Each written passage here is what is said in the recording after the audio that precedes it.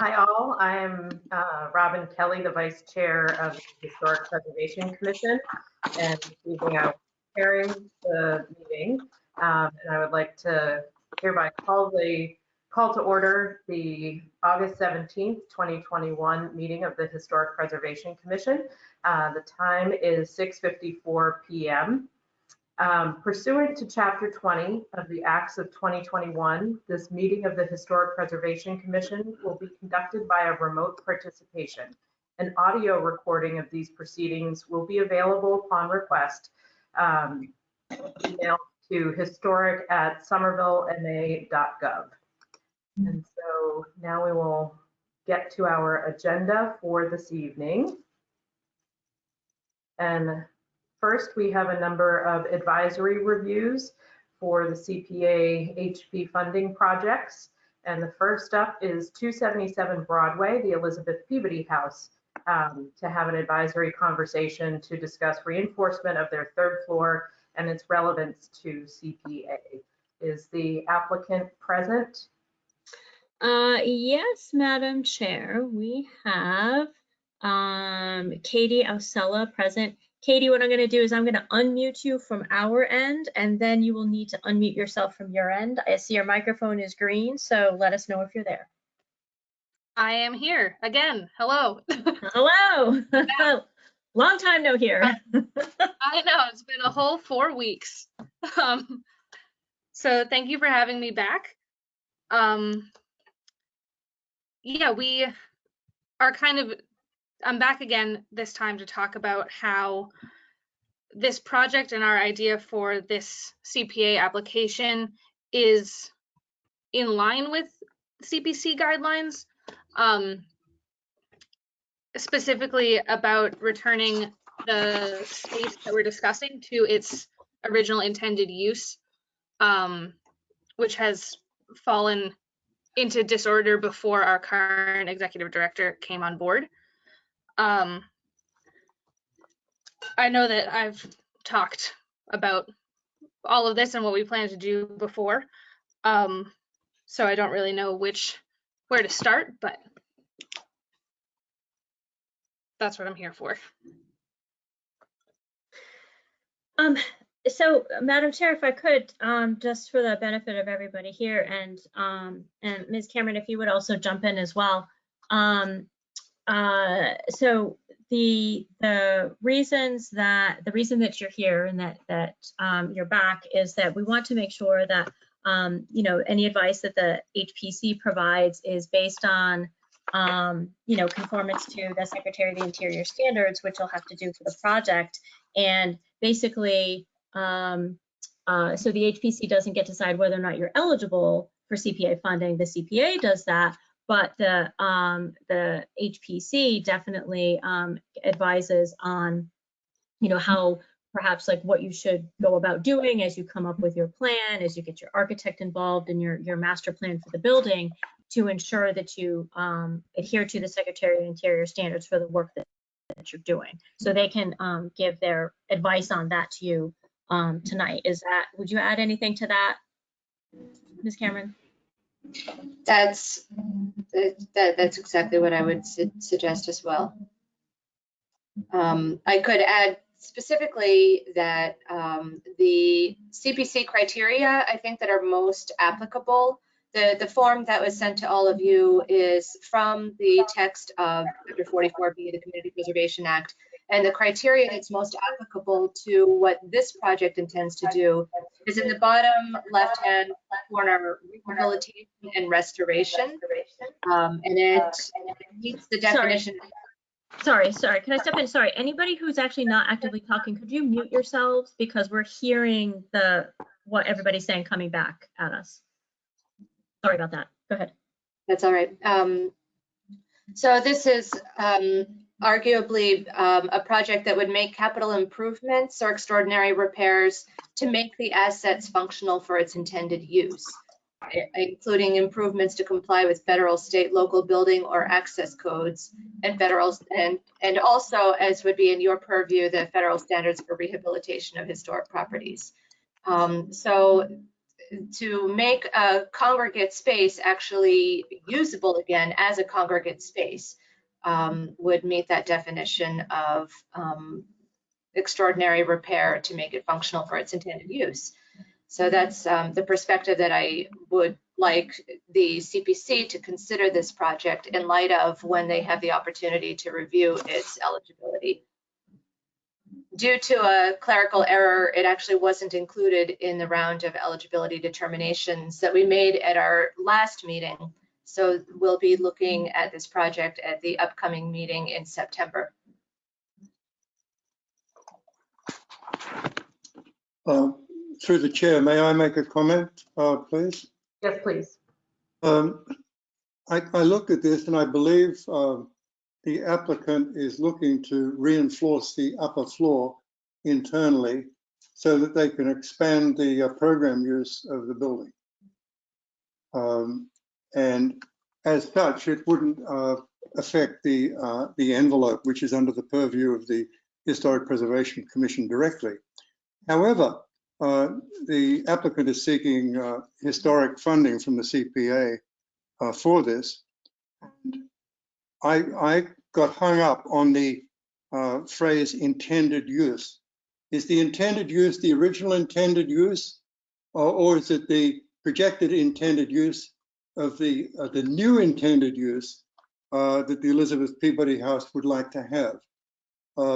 Because it's my understanding that the intended use, original intended use, was for what it is actually capable of today. But if that intended use is the new intended use, which is envisioned to carry a greater load of people on that floor, then I think we need some clarification on that. Because I want to make sure that any CPC funds are correctly allocated to everybody that applies to them. I want to make sure that these things are auditable and stand up to any investigation. So perhaps that could be clarified. Yeah, absolutely.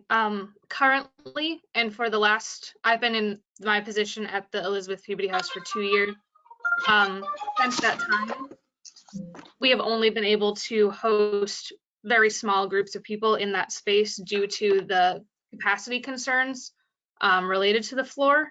The space is designed to be a black box theater, and it used to be able to host many, many people, the same as our main floor, which was the sanctuary of the church building that could host many people. But we have not been able to use that space for that purpose. The most people we've had up there is maybe 20 maximum. Well, 20 adults and then sometimes more than that with children, but the weight load hasn't been what it could have been.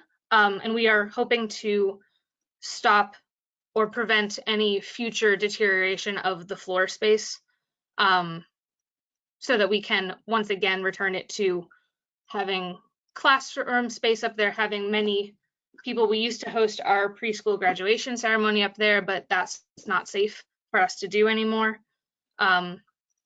So it's not the use that it's being used for now because we're not using it now. Right.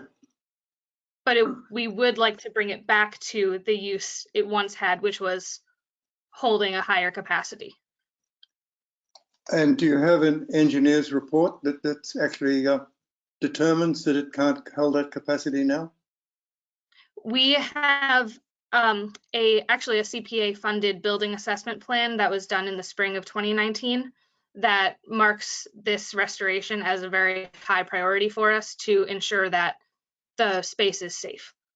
I'm sorry, but that wasn't the answer to the question I asked. Is there an engineer's report on this? I would have to look more specifically. I don't think there's a direct one because they analyzed the building as a whole and didn't go into extreme detail about each aspect. Thank you. This is Dick. So who has determined that it was not safe to have more than a small number of people on that floor?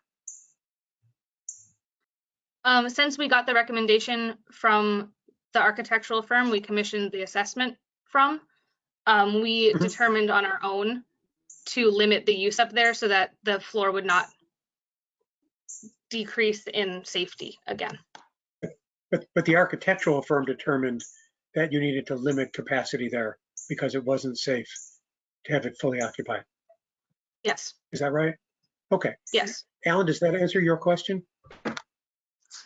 I think she's already answered my question, is that no, there's been no engineering report. Well, except that there's been the architects who've been retained have issued a report that said it. So it's not, I don't know who is on their staff and whether anybody is a licensed engineer. That But we don't know. There has been, that's right, but there has been, but it's not just their opinion. There has been an evaluation by the architects of the building. Yeah, and I think that would have to be provided also with any application. I'd like to step back to Alan's previous question, which related to whether the consideration needs to be about the original intended use of the building when it was constructed, or some recent use as Katie's described, or the future intended use. Do we have, Ms. Cameron or Ms. White, do you have clarification on that point? I think that it would depend on the definition of what its original intended use was. As a church, I think that it was a congregate community space, which is how it's being, what the intention of the organization is, to use it as a congregate community space, even though the subject of what they're congregating about has changed from when the church was built. Yes. But it was intended to be a space for a large group of people to meet. yes, exactly. And to have. Do we know that? Is there something that supports that? Or are we assuming that to be the case? Ms. White or Ms. Checkards, do we have information on that? We purchased the building in 1979 and don't have, as far as I know, we don't have specific documentation about what the intended use was. We used to rent the space to local community groups, to theater groups, and various other organizations who needed a space to be. And then that has fallen out of practice. And then we got the report that we shouldn't be using the space for larger amounts of people. But based on other churches that I've been in, I would assume it was used for a gathering space.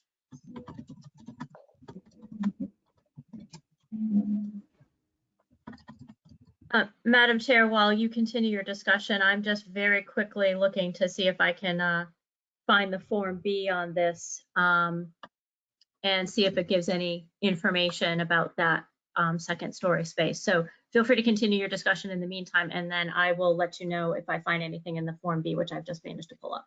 Okay. And so in terms of the advisory discussion that we're having, what exactly, what information will be most helpful, Ms. Acella, for you going forward with this? I guess I'm not clear on what information is going to be most helpful, or. Yeah, I think it's, go ahead. No, go ahead. That's fine. I was going to say, I think that it's actually useful to be able to have some of the questions that you're asking. We can, the applicant can be prepared to answer questions when they come to the CPC next month. And but also it might be helpful for the HPC to anticipate what you'll be looking for in terms of being able to meet the Secretary of I don't know if there are any specific aspects of the project that you could point to that would be important to take into consideration when they begin to design the improvements to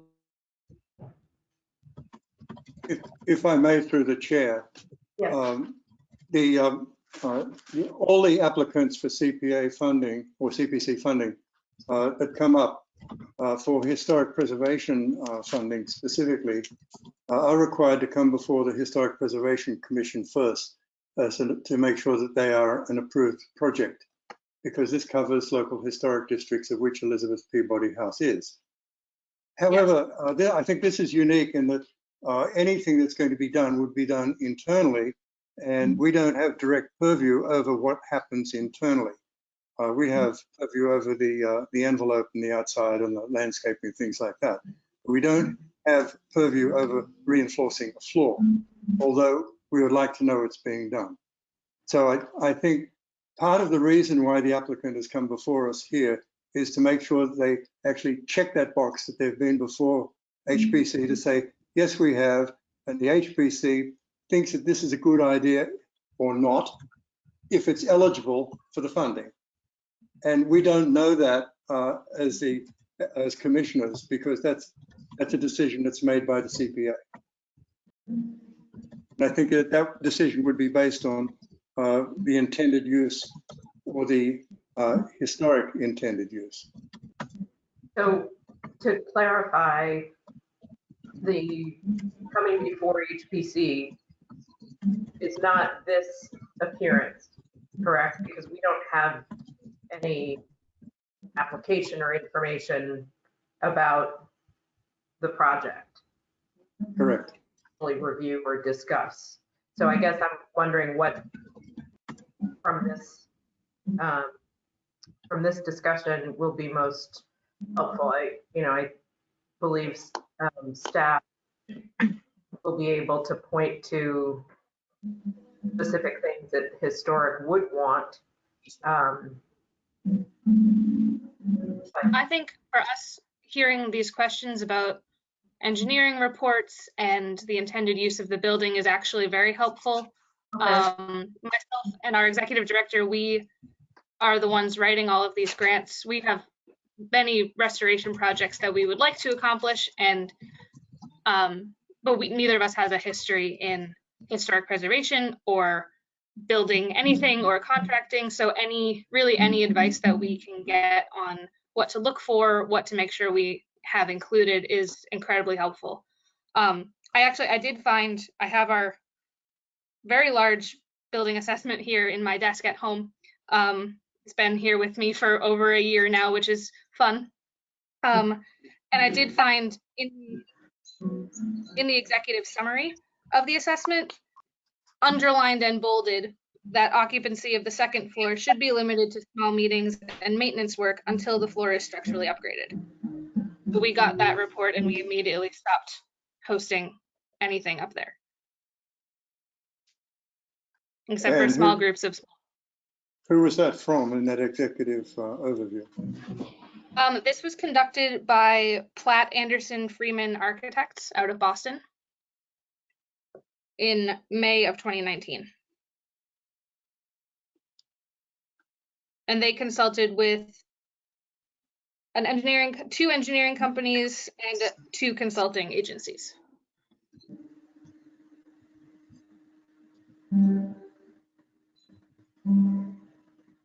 Do any other commissioners have questions?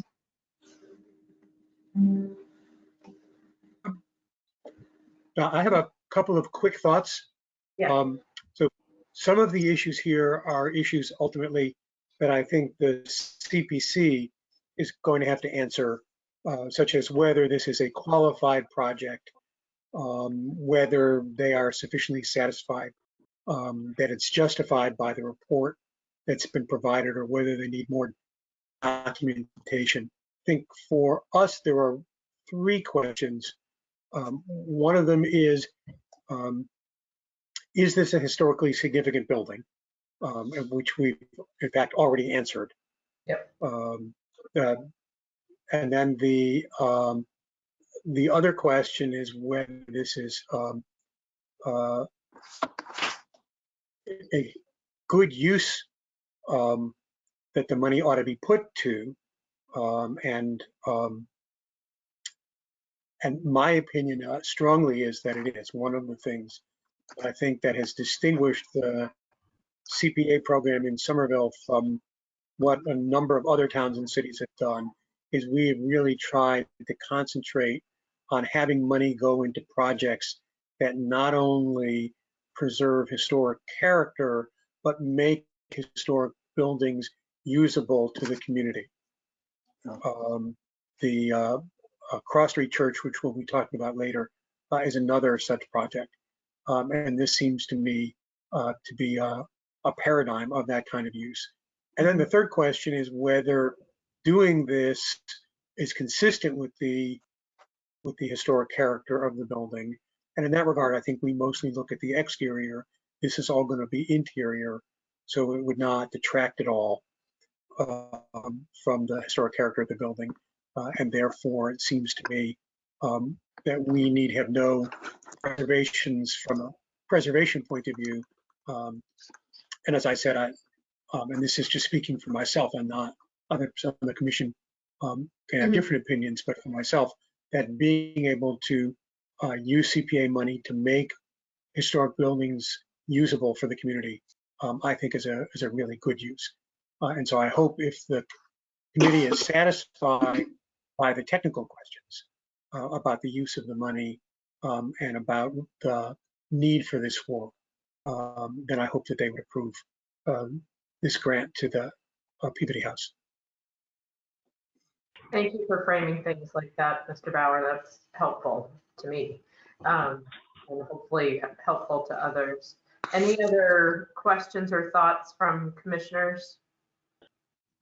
Eric Parks here. I guess it, like you've all said, it's sort of like it's going to be an exercise in where you draw the line on things like this. And just to present sort of I guess I wouldn't call it a devil's advocate position, but if any project that's a historic building that needs work in order to preserve its intended use is a shoe-in that way, then we'd be presented to any house that needs foundation repair or roof repairs, or, I mean, you could kind of cast that net pretty wide to include pretty much anything that a house needs to have done to it because its residential use is going to be continued. So I think it ultimately might boil down to, like Dick said, to benefit to the community or, you know, a greater cause than just one person. Yeah.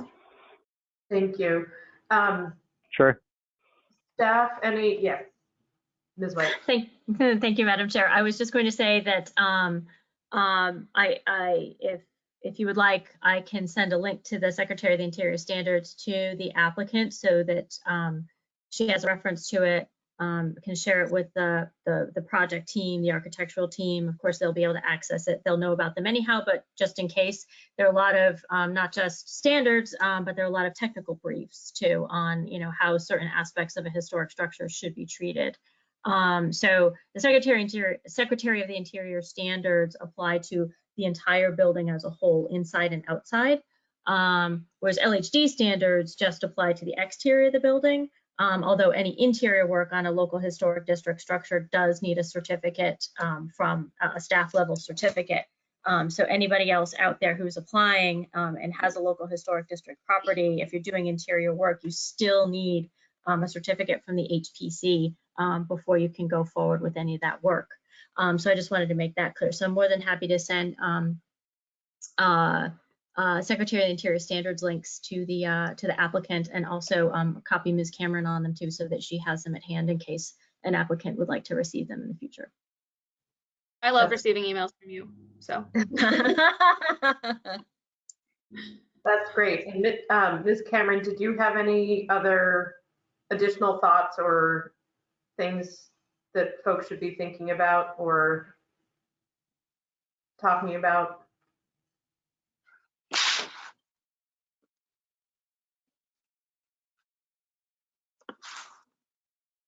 Oh, I think you may be muted.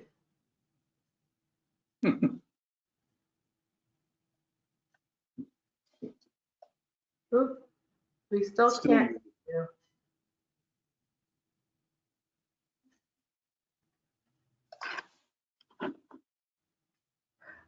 While we're waiting for Ms. Cameron, if her sound comes back to us, Mrs. Sella, is there anything else that you'd like to comment on or ask us while we're all gathered?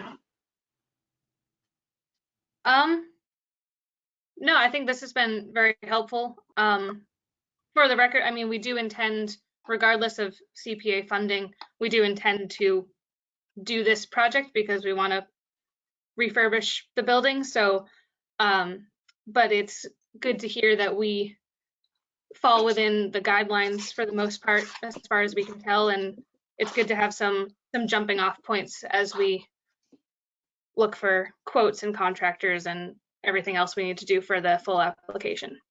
So I appreciate the commission talking to me every month like clockwork. It's great. Super. Well, thank you very much. So we will close out our conversation on 277 Broadway, the Elizabeth Peabody House. We will move forward to our second item of advisory review for CPA HP funding projects, and that's 24 Walnut Street. Is the applicant here for Walnut Street? Yes, Madam Chair, I'm going to unmute a couple of people here. Let me just scroll to them. I have Sam LaChianca. Sam, I'm unmuting you on my end. Just you'll need to unmute yourself on your end, and then I'm going to unmute Lizzie before we start the discussion. And it's Elizabeth Devane. I hope I'm saying it properly. Lizzie, I'm unmuting you, and looks like you and Sam are both unmuted on your end as well. Madam Chair. Thank you. Thank you. Thank you so much to the committee and to Madam Chairwoman, and thank you also to Roberta, who's been so helpful to us throughout this process. Our proposal is to replace the windows at 24 Walnut Street, which we believed had been designated as a historic building. We've filed a Form B with the Massachusetts Historical Commission in 2016.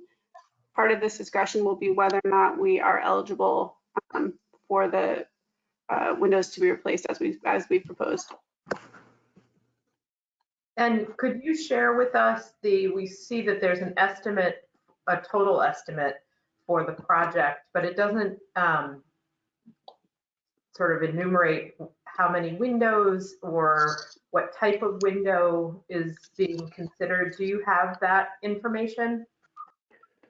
Right. Thank you, Vice Chair. This is Sam LaChianca. We don't have that information at the moment. Our understanding is that the first step is that the project needs to be, or the property needs to be designated as historic and eligible for the funding.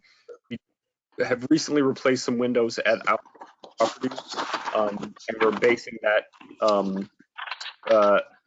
basing that estimate based on the actual cost for the other windows we just replaced, though those other windows we just replaced were not specifically to meet historic needs. So we would need to get a full estimate once we determine eligibility for the project. Our maintenance staff has identified this need, and like I said, they just finished working with another properties to replace all the windows. So that's what it was based on. And so is the idea that they would, because currently there are replacement windows there, would there be a goal to replace those with something that's more historically appropriate? Or are you looking simply to replace them basically in kind? We would definitely love to replace them with more historically appropriate, and also serving a dual purpose of improving, energy efficiency at the property as well. That was how the attention first came to that was how the issue first came to our attention through our maintenance technician. But we thought this would be a win-win. And this would be to replace all of the windows throughout the house, or a select number of them? The estimate is based on all of the windows, but we would need to go through one by one and figure out exactly, if there are any that could remain or that should remain, or if they all should be replaced. Okay.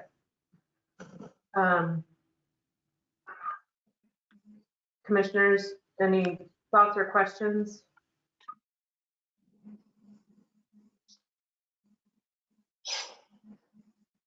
Well, it's hard to imagine an application with a cost in it if the applicant doesn't know what the windows are that they're going to be installing and not having a cost. I mean, this is, well, even though I think what Sam just said was relevant, that the first thing to do is to determine whether this is a significant building, because I know it's been applied in 2016 for the to Mass Historic, but I believe that was never executed and never finalized, and this is not a local historic district. So I'm once again, I'm worried and concerned about the eligibility for CPC funds for this.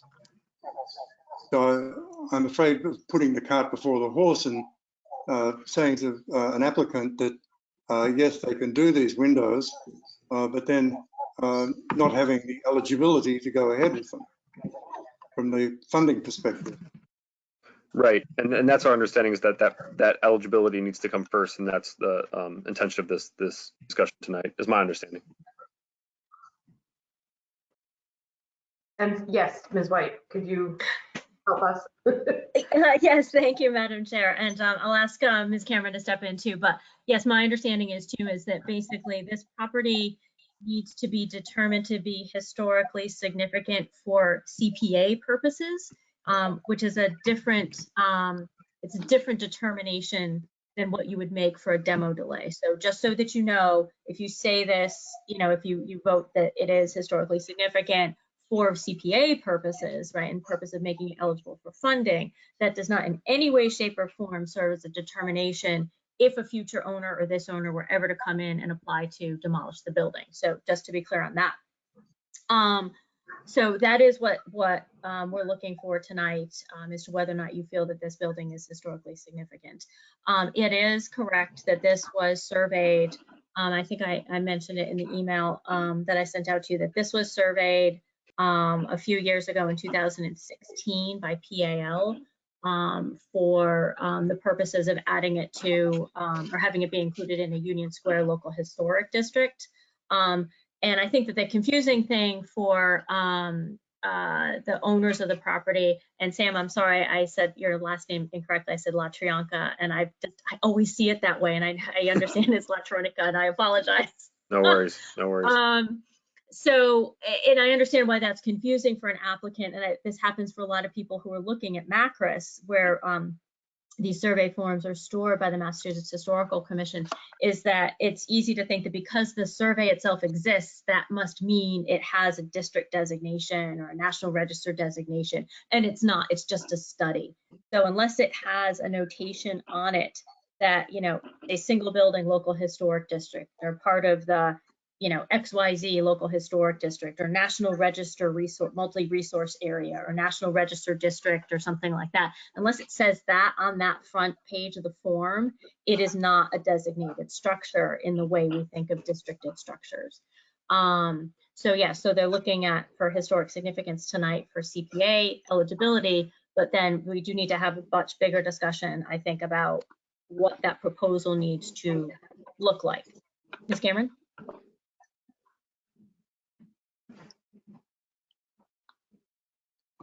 Yes. So thank you. You can hear me? My audio is coming in and out. So sometimes I can talk, sometimes I can't, sometimes I can hear you, sometimes I can't. So I'll try to be quick while we can both hear each other. Since I'm new to this, I wanted to ask whether the Historic Preservation Commission has a process that you typically go through to determine if an asset which is not already on the State Historic Register, whether you have a process by which you will consider recognizing an asset as being significant to the local history. Actually, there's a criteria on the same chart that was sent out with the Department of Revenue interpretation of Chapter 44B on the top column where it says historic resources. building, structure, or vessel that's listed on the State Register of Historic Places or determined by the local Historic Preservation Commission to be significant in the history, archaeology, architecture, or culture of the city or town. So the question is, you already have, or what is your process for making that recognition of significance to the history, archaeology, architecture, culture, and so forth? We have a written policy on how to go about making those determinations, which Sarah and Wendy should be able to share with you. For some assets which are not like the building assets that we are normally looking at, there are some additional provisions, such as getting expert opinions with regard to it. With regard to buildings, we are pretty used to looking at buildings for historic preservation purposes.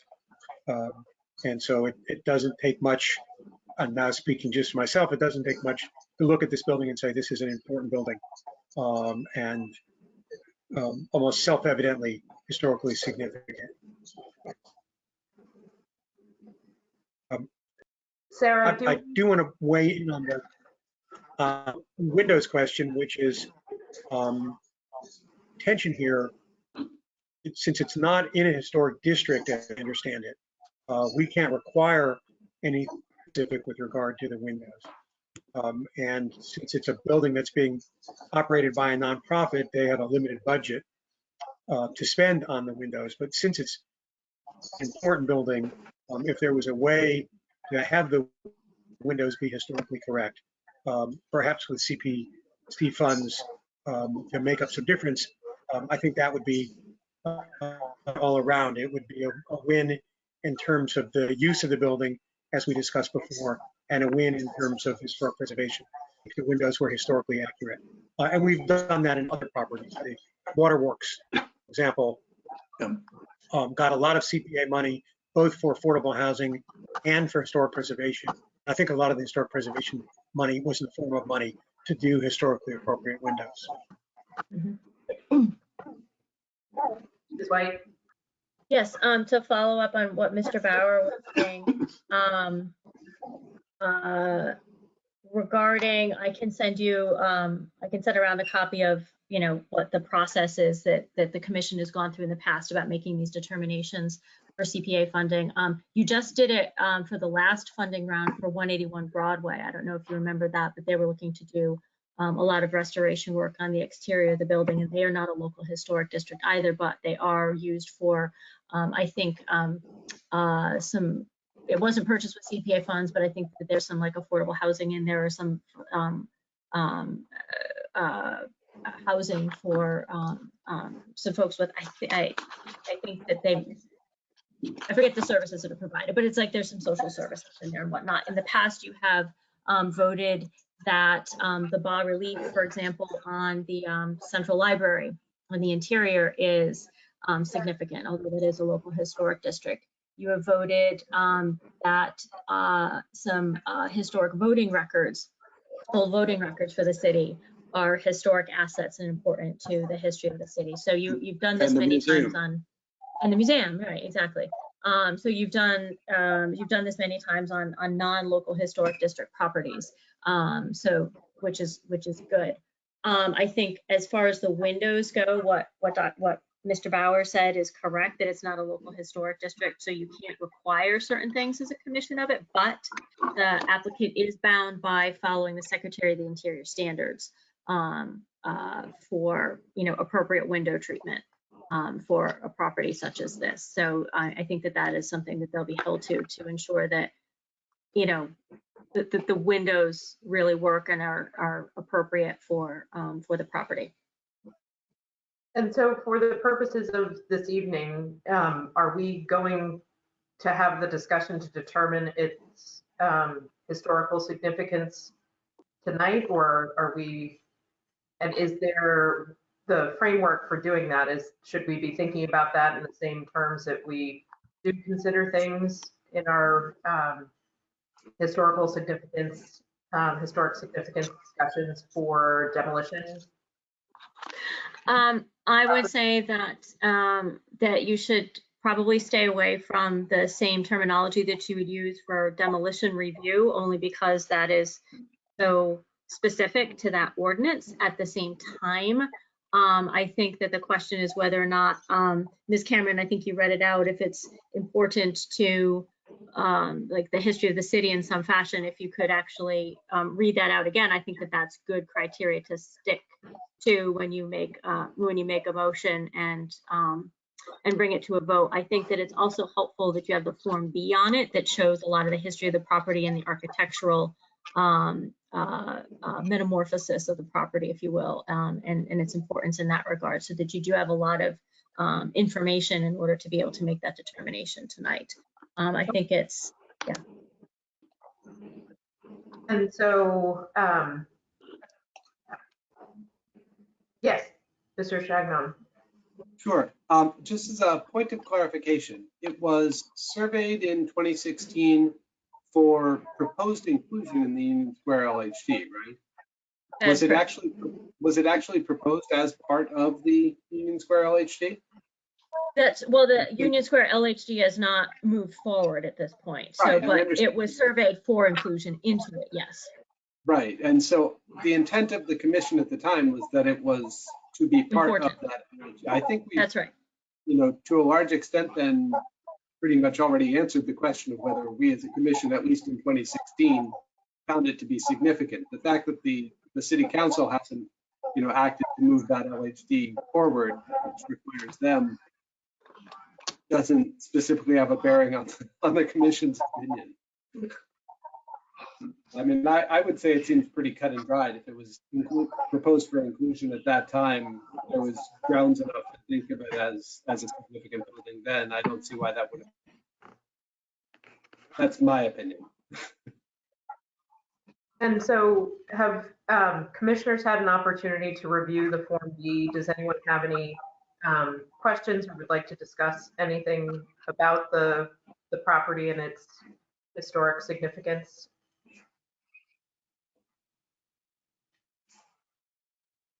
Mr. Bauer, you're looking like you want to say something. Are you? Nope. Okay.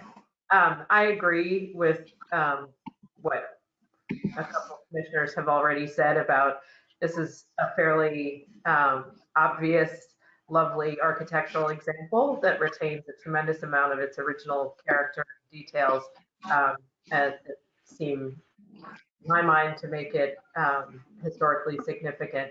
So I would, unless folks would like to discuss further, I would make a motion to determine the property historically significant for the purposes of CPA funding. Do I have a second?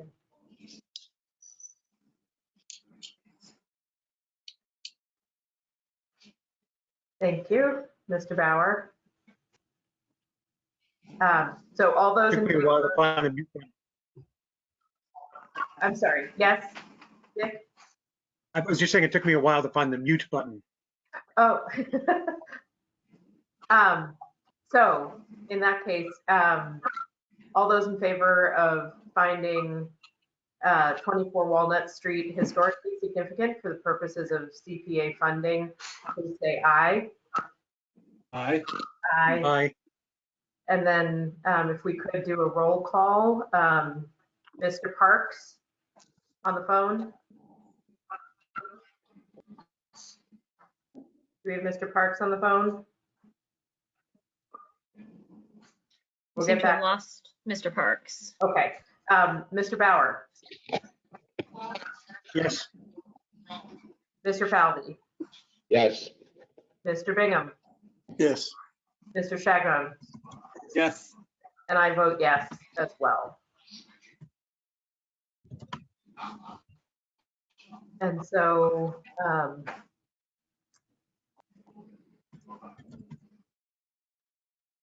do we need to adopt findings or anything like that Nope. for this purpose? Nope, just a simple vote is fine. Okay, great. And so then we've determined the property at 24 Walnut Street to be historically significant for the purposes of CPA funding. And do we have any further comments or information to discuss regarding the window project? I think clearly more specifics are needed about the windows that will be installed. The details about that would be very helpful to have. Is there anything else that folks would like to comment on before we conclude this discussion? Yeah, Madam Chairwoman. Yes. I think that that's something that the applicant should come back before the commission with an application on the type of windows that they're proposing, so that we'll know that they are historically appropriate for this because of the investment of the CPC funding that will go into it. I think that this is a little bit hairy, as Dick Bauer said, because if it's not an LHD, we can't really enforce it. But I think we can make any CPC funding conditional upon the installation of certain windows. So I think we need to determine exactly what those windows are. I completely agree. Thank you all. I appreciate the feedback, and thank you for your thorough consideration of this matter. We really appreciate it, and thank you for your time. We'll follow up with Ms. White and Ms. Cameron and produce a more detailed proposal for everyone's review at a future date. So thank you all for your time on this, and we'll be moving forward. Terrific. Thank you very much. And so that wraps up our conversation on 24 Walnut Street, and we will move forward with our next advisory review for CPA HP funding projects at 59 Cross Street. Is the applicant with us for 59 Cross? Yes, Madam Chair, John Hecker is here. John, I'm going to unmute you on my end. You'll need to unmute yourself on your end. And I will just need to know if anybody else is here with you. John? I'm the only person here. All right. Can you say your name for me for the record, please? John Hecker. John Hecker, and I'm an architect with the Spencer Preservation Group, previously known as Spencer Sullivan and Vogt. Thank you. You're welcome. And so would you like to tell us about the project? Do you have everything that I provided to you? Yes. They do. Do you have specific questions, or do you want me to run through the whole thing? It's a lot to talk about, or it's rather simple. If I, okay, let me try and make an abbreviated presentation.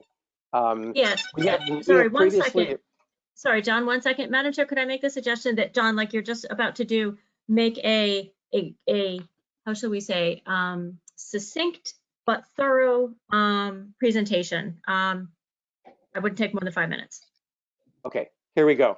So this is our 4th application for funding from 3 applications, and we've done almost exclusively exterior envelope work, slate roofing, flashing, some emergency repairs to a ceiling that was collapsing in a daycare area. We restored exterior windows. That's where the money has gone primarily. This one, now that we have most of the exterior envelope in a stable state, we're tackling accessibility. And this is a very difficult problem for this particular building because it's up at a higher elevation. So the primary floor is actually higher above grade than the basement floor is. So getting access up a cobblestone driveway and upstairs into a daycare center or into the main space is basically impossible to do. You'd have to have a huge series of ramps. They don't have the space for that. And so we're proposing what I think is a rather simple, elegant solution, which is to approach the building on the north side and if you can visualize standing on the sidewalk and looking at the Somerville Baptist Church, you're actually looking up at it. But it turns out that when you're standing on the sidewalk, you're actually about 7 inches above the floor elevation in the kitchen and the stage area. So instead of going up, our solution is to go down. And it's a relatively minor intrusion because we're cutting into the grade and going 7 inches from the horizontal to head toward the basement. And the existing conditions within this very utilitarian space at the basement level, it's 3 spaces. There's a central social hall dining area, and then there's a kitchen at one end, and there's a former stage area at the other end. The stage and the kitchen are at the same elevation. The social hall is about 1.5 feet lower. So this solution is to fill in the central area, to use, to take care of some of the volume with large blocks of plastic insulation, and then put a concrete slab on top and combine the entire space, the kitchen, the social area, and the stage, all at one level. So when you come in from the outside, if you're in a wheelchair, if you have difficulty walking, you can go directly to the kitchen, you can go directly to the stage, you can go around the stage and go and help out in the food pantry. This is where the food pantry distribution center is. The food is brought in from the driveway, it goes down an inclined slope into the storage area, and then people distribute it in the social hall.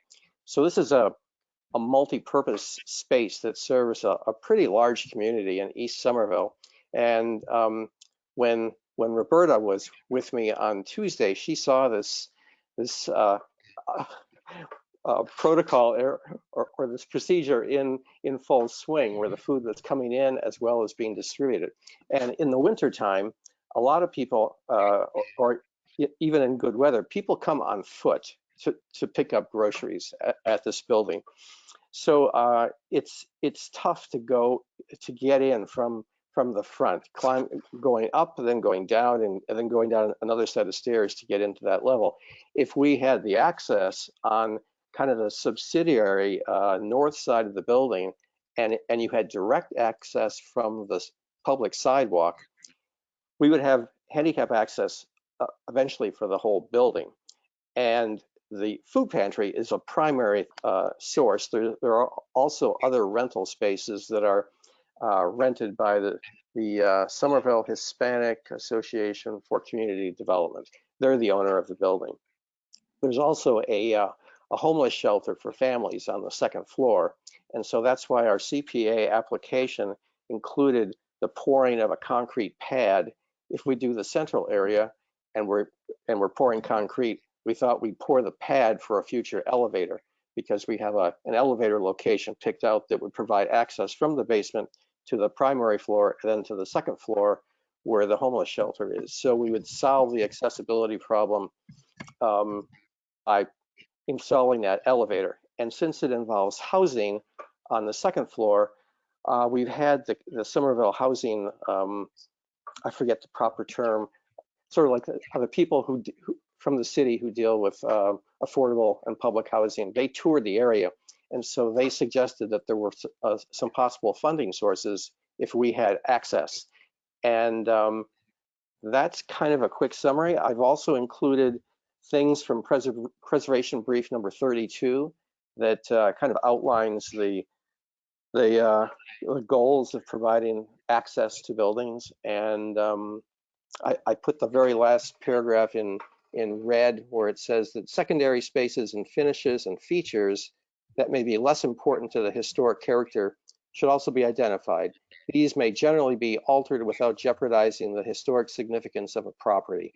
Non-significant spaces, secondary pathways, later additions, previously altered areas, utilitarian spaces, and service areas can usually be modified without threatening or destroying a property's historical significance. So, as was previously mentioned, our work is almost all on the interior except for the sidewalk change. And that's kind of a quick summary. Was that 5 minutes? Thank you. Commissioners, any questions or thoughts from staff?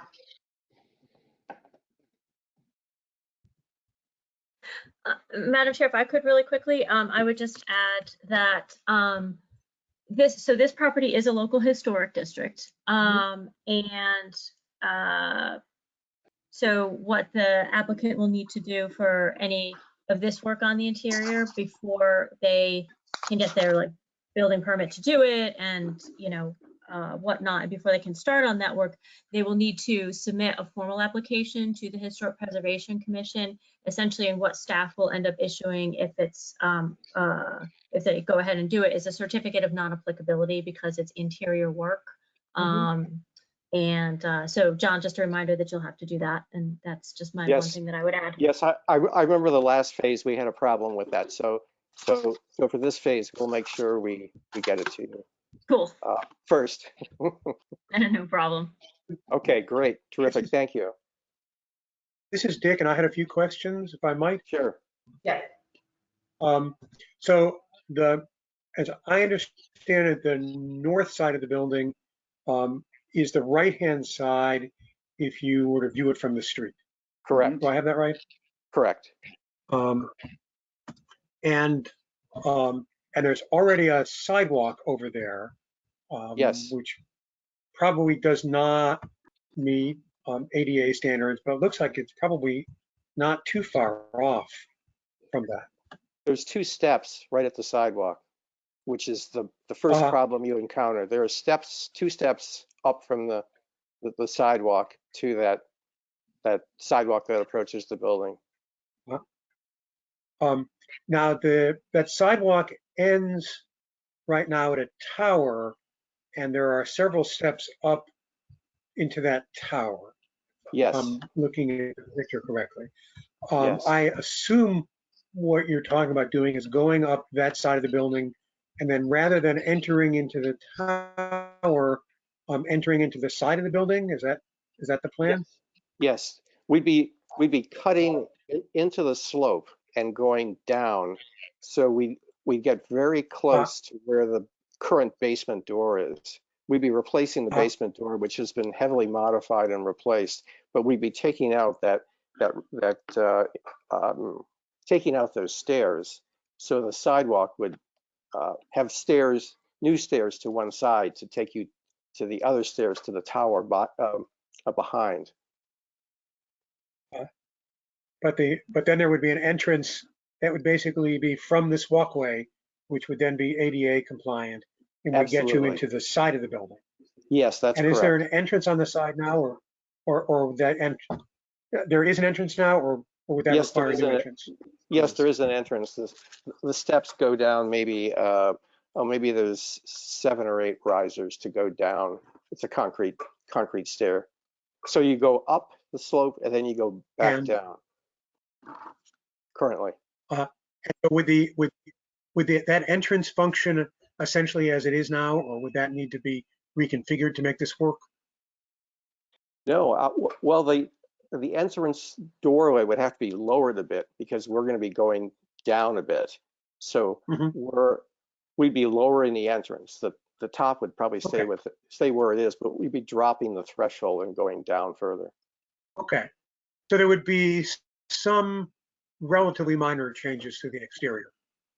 Yes, that doorway. And I think if you looked at one of the photos that I think is I didn't send it with this one, but I did send it with this submission. If you look at the door and if you look at the brick masonry above the door, you can see that the door opening was shortened. It used to be taller, and I think it used to be wider, and the door has been replaced. So it's already been significantly altered.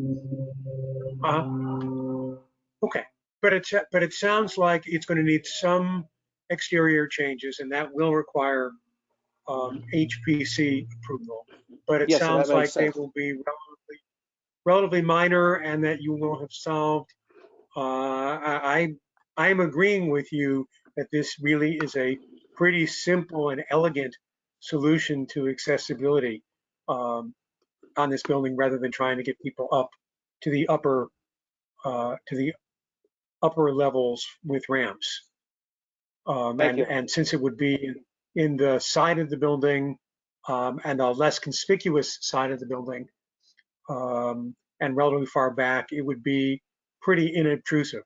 So I just want to express my appreciation for the thought that's going into this. This really does seem like a good and elegant solution, which will be almost, if not quite invisible to people going by the building, and yet will relatively inexpensively enable you to make that level and therefore ultimately the entire building accessible. So I'm not wearing a hat, but if I were, I would want to take it off view on that. Thank you. Well, thank you very much. I really appreciate that. You kind of nailed it exactly right. You get it. Thank you. Thank you. I totally agree with you. Thank you. And correct me if I'm wrong, but I believe HPC did review some of that exterior, the sidewalk alteration a couple years ago, correct? Yes, I think we're, in terms of making our full application to Roberta, we will be going through that and modifying it and updating it and providing her with an updated cost estimate. Because with the COVID-19, the costs that we're encountering are sometimes significant. I'm not sure, what effect it'll have on this, but with the building materials and labor shortages, yeah, I totally agree with Roberta that we need an updated cost estimate with our full application. Okay. And for the interior work, this seems much in the same sort of realm as what we discussed at the Elizabeth Peabody House in terms of an interior modification that actually improves accessibility and use of a historic structure, since the interior work that's in the basement of elevating the floor is not anything that would be visible from the exterior and therefore not really within our purview. Is that correct? Am I understanding that? No, you are correct. Ms. White? So correct. From a LHD perspective, it wouldn't be in your purview. However, the CPA does ask, for your input on it regardless. Yeah. And I think similar to the Elizabeth Peabody House, this is, I think, a question of following the Secretary of the Interior standards, which they'll have to do. And I know John's well aware of them. He's probably got more links than I do. But that's just the general type of guidance and advisory that they're looking for. And Ms. Cameron, please correct me if I was mistaken.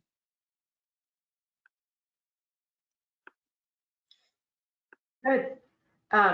Any additional thoughts or questions from commissioners or from the applicant?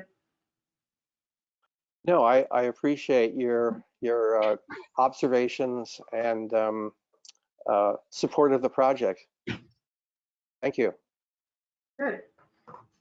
Great. So then we will move on to Madam Chair?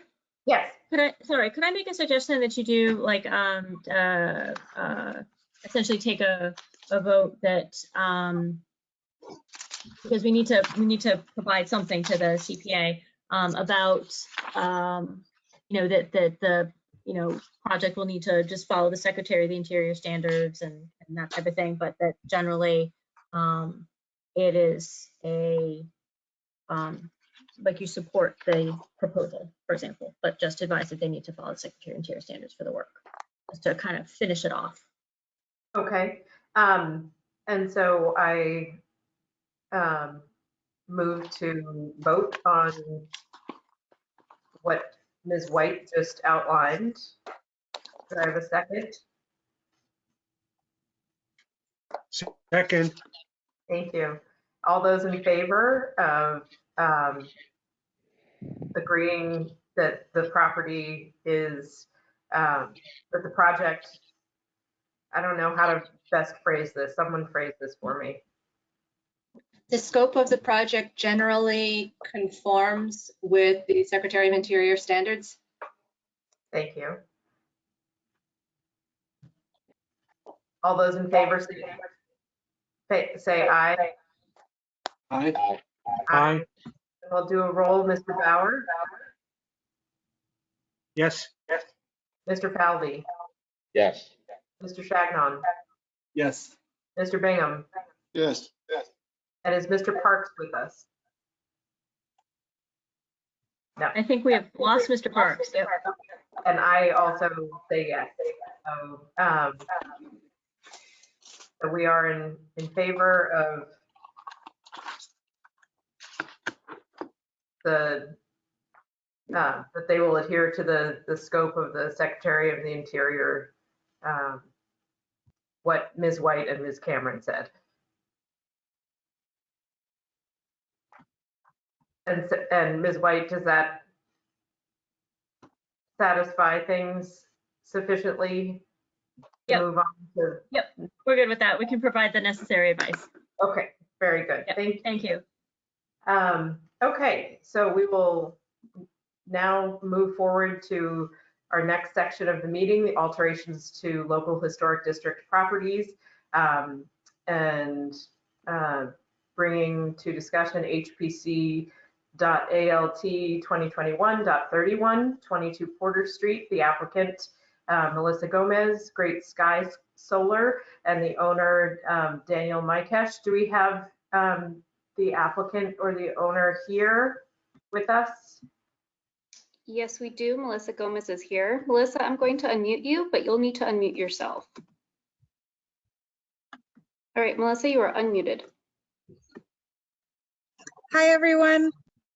Hi. Thank you for having us. I also am joined tonight by David Bridge. He is our president and CEO, and also Anna Stevens. She's our director of operations here. Great, thank you. I'm going to unmute Anna Stevens as well. Anna, you are unmuted. You'll have to unmute yourself on your side as well. Great, thank you so much.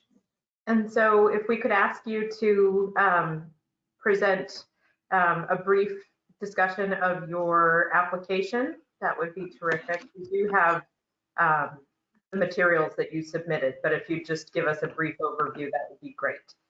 Yes, of course. We also are joined by our president, David Bridge. He has asked to be unmuted. I do not see him. Yes, he's not listed under the attendees list. I'm not quite sure how. If he raised his hand, would that help?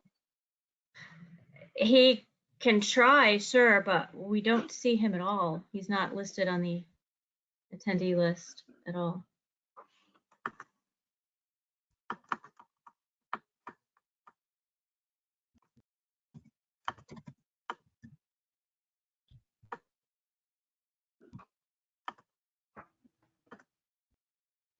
Yes, we still do not see him listed under attendees, and nor is anyone's hands up. I'm sorry, give me 1 second. Okay.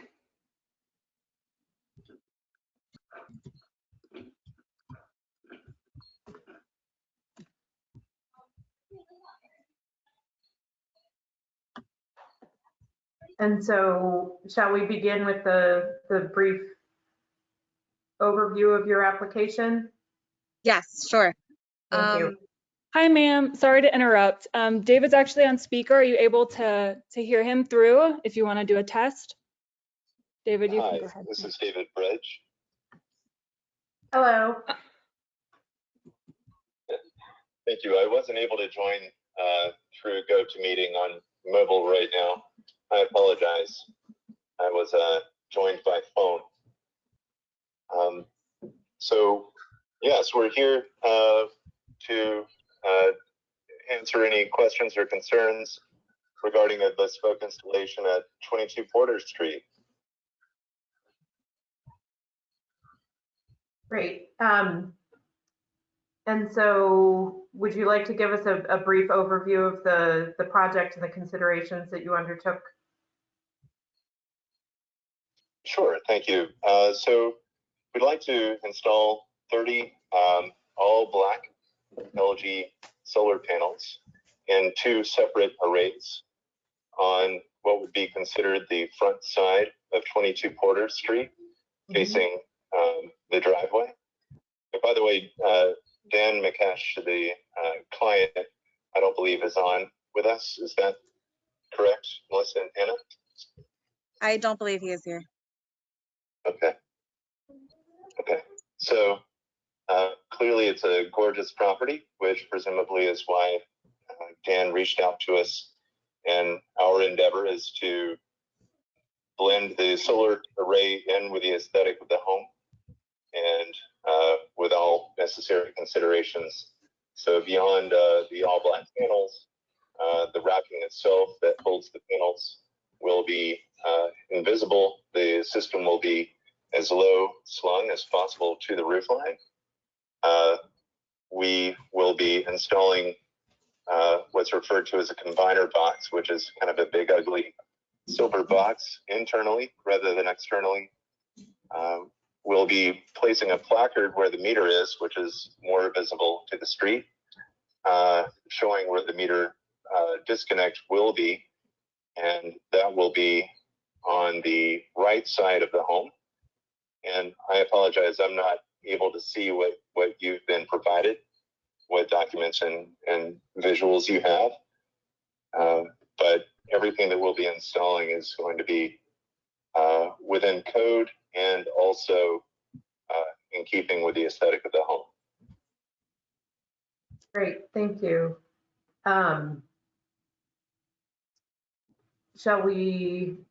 Is there anyone from the public who would like to make a comment about this project? If you would like to make a comment, please raise your hand.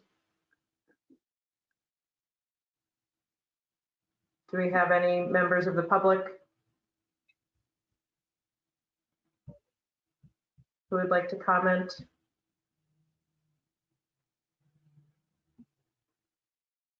No, Ms. White, we don't have anyone. Okay. No, Madam Chair, I don't see anybody with their hand raised. Okay, so then we will close the public comment portion of this. Commissioners, thoughts, questions?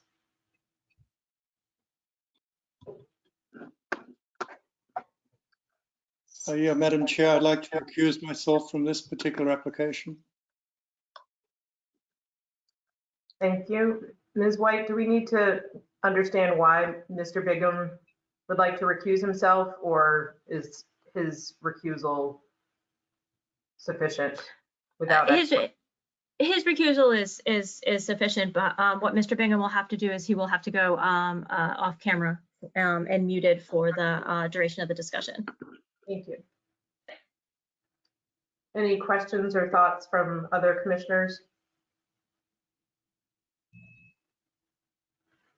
Well, from my perspective, I appreciate the fact that the solar panels are sited on the two portions of the building of the house that are toward the rear of the parcel. So in terms of the visual impact, you really only see them when you're looking down the driveway, particularly toward the back, and even then, you know, they're partially obscured by the vegetation. So as opposed to if they were on the, you know, the little front portion of the building with the more peaked gables and so forth, that really gives the building its street character. Yeah. So I think from that perspective, you know, the siting of them is about as innocuous as you can get and still have them functional as solar panels, as opposed to putting them on the north side of the building facing towards the abutting property there. I do have a question when the gentleman mentioned that there was a placard that would be visible in the exterior at the meter location, as to where that is, and it's probably in the plans we were provided somewhere. But it'd be helpful to know where that is. I mean, I appreciate that the equipment's on the inside. It looks like the meter is sort of at the front of the building, according to the plans. Correct. And the disconnect. So would that be, you know, a visible placard on the front wall of the building facing the street then? Yes, it would be visible. Is there any option to site that in a less in your face location? Like, would it be is it a code requirement that it go on that area because it's the electrical disconnect, or could it go around the corner on the front edge of the north facade, for instance, where it'd be a little less, right in view? That's a good question. We agree with your take. Unfortunately, that is necessary for the code, the fire safety code in particular. The placard is not a large sign. If I'm not mistaken, it's approximately 3 inches by 6 inches. It is, but it would be above, directly above where the little meter housing is, just so that when the fire department showed up for any issue, in the worst case scenario, they would see that there is in fact solar and that the disconnect is that away. Gotcha. Right. And my guess is that the requirement for it is that it's required to be located at the meters more than at the on the front of the house, but I'm not sure on that. That's correct. It needs to be located at the meter. Right. Yeah, it's one of those moments where one wishes the meter had been tucked in a more discrete location to begin with. That's exactly I right. doubt that's historically original to the house either. Precisely.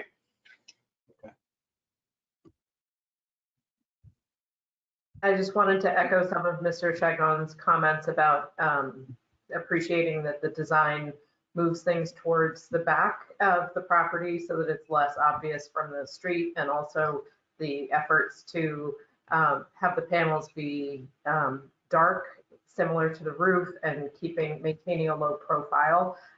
So all those things are certainly appreciated. And then just comment additionally that in terms of the temporal nature of the panels, that they would not be, in my opinion, impacting the historic integrity of the property, that they could be removed, and that they're not altering any of the historic components. So that they are removable, and so I don't see them as problematic.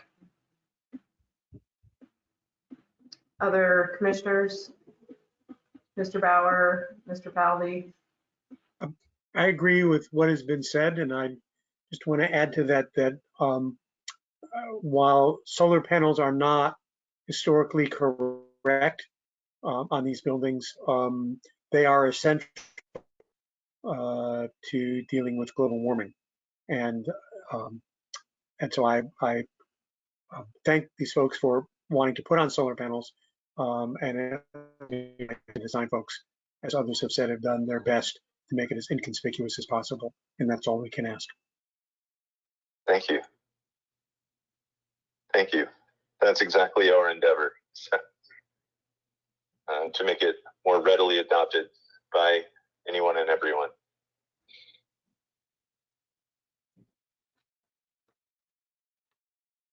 And Ryan, any thoughts before we? Oh, you're muted. Thanks, Chair. I agree with all the observations that have been shared by everyone else. I think it's going to be barely noticeable, and I think it's great that they're putting them on the building to deal with the issues that that Mr. Bauer is referencing. So all thumbs up from me. Great. So then I make a motion that we vote to grant a conditional certificate of appropriateness. Is that the correct item, Ms. White? Yes, correct. Okay. So to grant a conditional certificate of appropriateness for the project, the solar project at 22 Porter Street. All those. If I may. Yes. if I may, before you do that, I think that was all correct, except that we don't actually need a motion here because we have an application in front of us from the applicants. So we can just act on that. It's in front of us. And so we don't need a motion. We can just say, we have in front of us an application, and then you can ask for people to vote on that application. Okay. I'm confused. I'm sorry. What was the motion you were making? A motion to vote whether to grant the conditional certificate of appropriateness. I understand. Okay, yes, and I understand what Mr. Bauer is saying too. Yeah, absolutely. Yeah, so what Mr. Bauer is saying is that basically you just need to say, like, I make a motion to grant the certificate of conditional certificate of appropriateness for blah, blah, blah, including the conditions recommended by staff, et cetera, et cetera, et cetera, and, make your findings. But yes, I think. So I'm just saying, it doesn't need to include the word motion, because there's an application in front of us. So you would just say, we have in front of us an application for a permit or for a certificate to do this work. And then we all vote on it. But if I may, though, I think we would need to, in some form, spell out the conditions too. That's right. I don't know if the conditions recommended by staff have been entered into the record at all at this point. And they probably ought to be. Right? Is that correct, Ms. White? Yeah. Correct. And so yeah, go ahead, Madam Chair. To introduce the conditions, can we simply say you're voting to grant the certificate of appropriateness with the recommended conditions in the application provided by staff? That's right. Yeah, well, with the recommended conditions in the staff report, and I might just say with recommended conditions numbers, whatever they are, like 1 through 15, as recommended, as included in the staff report. Okay, and so in this case, it would be 1 through 6. Or whatever they are, right? Yeah, so 1 through 6. The recommended conditions 1 through 6 as outlined by staff in the report. All those in favor say aye. Aye. Aye. Mr. Bauer? Yes. Mr. Falvey? Yes. Mr. Chagnon? Yes. And I also say yes. So do we need to do anything further at this stage? Or can we simply say that the conditional certificate of appropriateness is granted? Yes. We just, if I point of order before we go on, Yes. Mr. Bingham was taking notes today, and of course he's just recused himself, so he's not there. Do we need somebody else to actually take notes? We've got it. Yeah, we're both taking notes. We have that covered. Okay. Just want to make sure that was covered. I was about to say we have to ask Alan to note in the minutes that that he's recused himself, and then I realized that those two didn't actually fit together. We needed somebody else to say. Well, in theory, he could go back later, review the video recording, and take notes from that, I suppose, if he wants to find out what he's been missed. And also, he's simply muted and camera off, so he's presumably here and able to have taken notes on it himself. Right. We jumped. Wendy and I jumped in. Thank you. Okay. I just want to make sure that was covered. Thank you. Great. And so for the applicants, you'll be in conversation with staff for next steps for your project. Do you have any questions while we're still all together? No, thank you. Perfect. Thank you very much and good luck with the project. Thank you. Thank you. Have a great night. Thanks, you too. And so we will now move on to the third section of our meeting this evening, determinations of preferably preserved. This is step 2 in the demolition review process. The first case up is HPC.DMO 2021.16 which is related to the property at 108 to 110 Prospect Street. Is the applicant with us? Yes, the applicant is here, Ann Vigorito. I am going to unmute you. Make sure to unmute yourself afterwards. And then Evan Stellman, I'm assuming you're an applicant for this as well, so I'm going to unmute you as well. Make sure you are unmuted on your side. Thank you. This is Ann Vigorito, and Evan Stillman is joining me. We are here on behalf of the applicant. Thank you.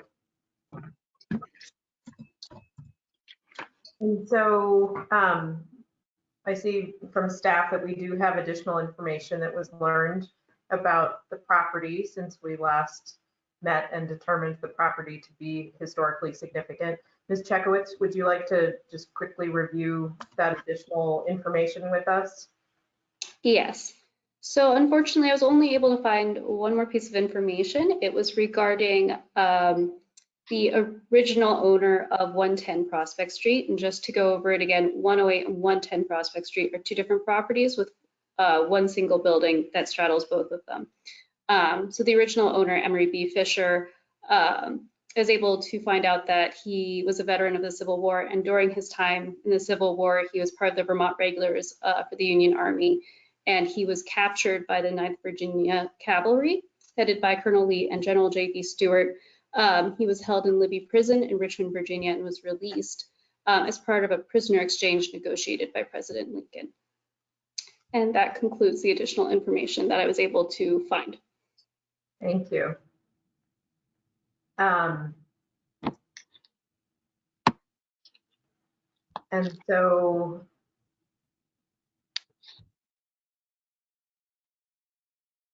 should we open this up to public comment?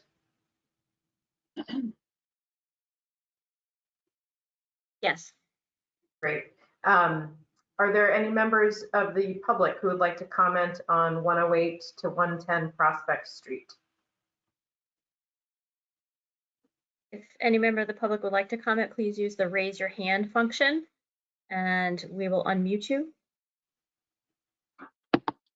And Madam Chair, I see no hands raised.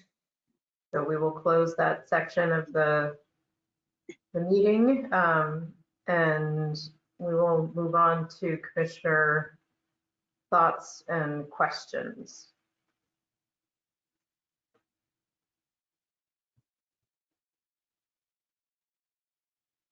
Not having been present for the determination of significance, is someone able to review for me what the reasoning was for the determination of significance? I mean, it seems pretty clear from the record, but it may be worth revisiting why it was determined significant. Or is that in minutes I should already have somewhere? Supposed to have looked at from last one. We do not, we have not received the formal minutes from the July meeting yet.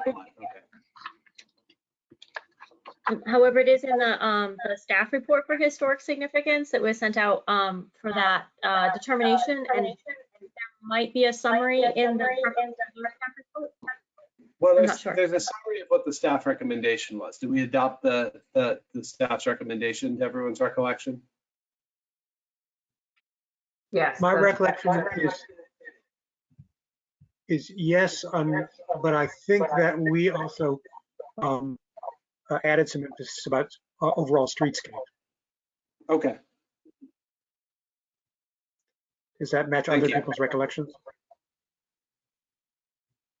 Yes, that there was the overall original form and massing and fenestration and the contribution to the streetscape. So those were the primary bits. Okay, terrific.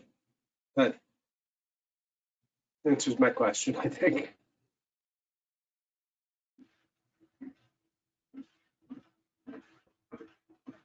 And do we have in front of us the proposal for what the applicant is intending to do with the property after demolition at all?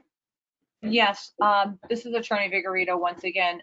Evan Stillman, who is the architect, because we do plan to demolish the principal structure. So I'm going to mute myself and let Evan describe what the project will entail.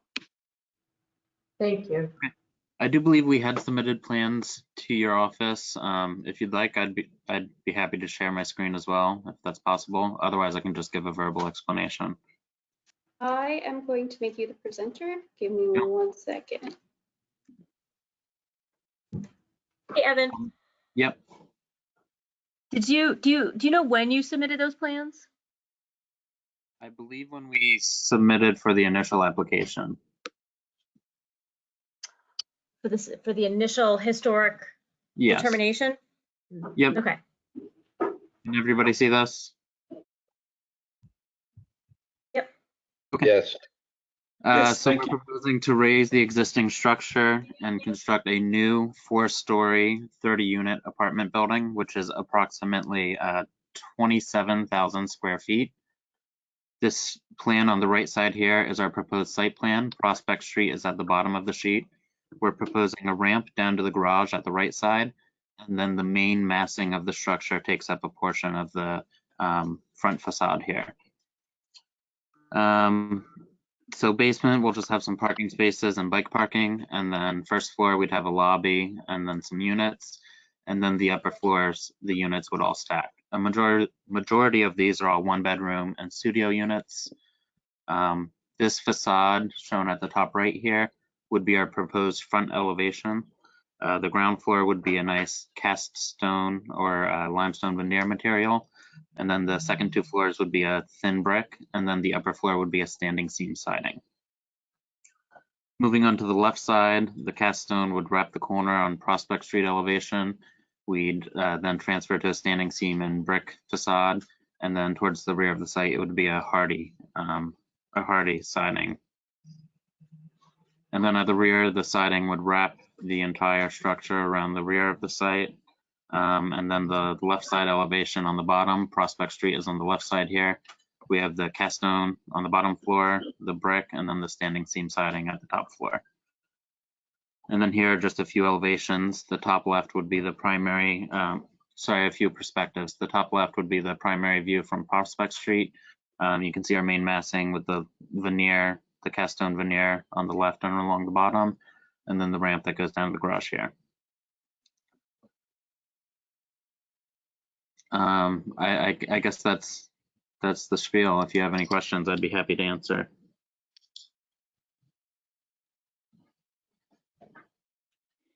How large a lot size is that? Sorry, I should know that number. It's a 10,320 square foot lot. Got it.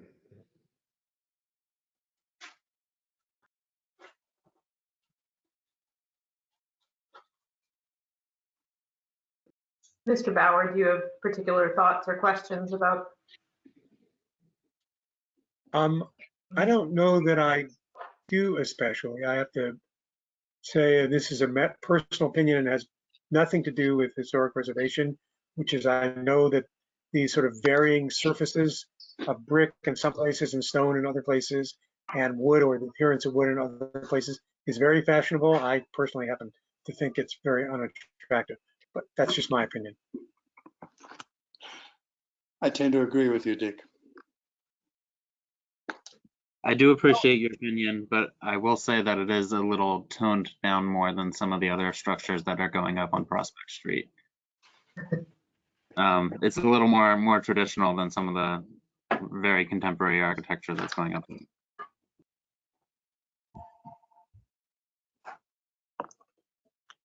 And Mr. Bingham, I would invite you to come back on camera. I am on camera. You are?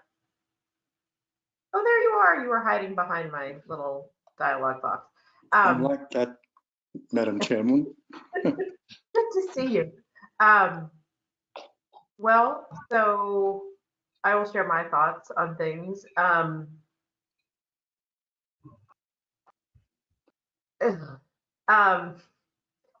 as, intact as the property is, I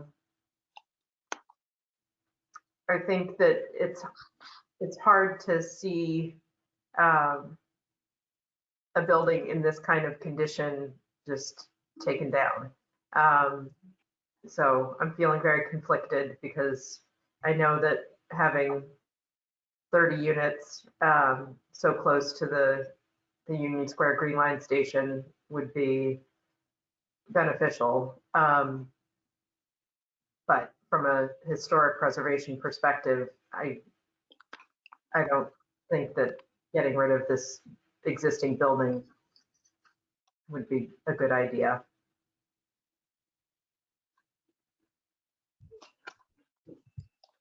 If I may, Madam Chairwoman, I tend to agree with you. I think the balance and the harmony in the architecture of the existing building is quite desirable in the streetscape as it exists. And I think that to tear down this building would be a loss to the city.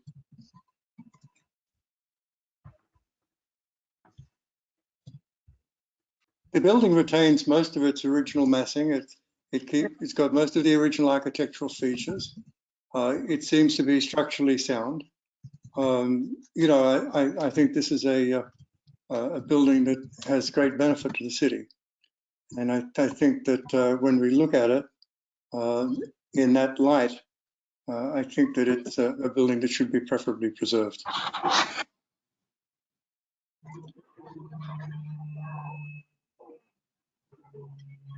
Do folks have their thoughts collected, or shall we continue to discuss Mr. Falvey, Mr. Chagnon? Any thoughts? I've been sort of trying to wrap my head around picturing what this would look like in the streetscape, and the impression I get of it is that, well, as the architect, as Evan mentioned, it is somewhat toned down compared to some of the modern pieces that are going up elsewhere on Prospect, although, somewhat toned down. It's still a very modern, 2020s architectural character. It's to me, even though it's a little more reserved, it's still going to have that same sticking out like a sore thumb in the midst of the rest of the residential streetscape feel that the other buildings that have gone up along the street have recently. And I think I think as Mr. Bingham said, it would, we would lose the cohesiveness that the current building provides to the historic character of that streetscape as it is. I'm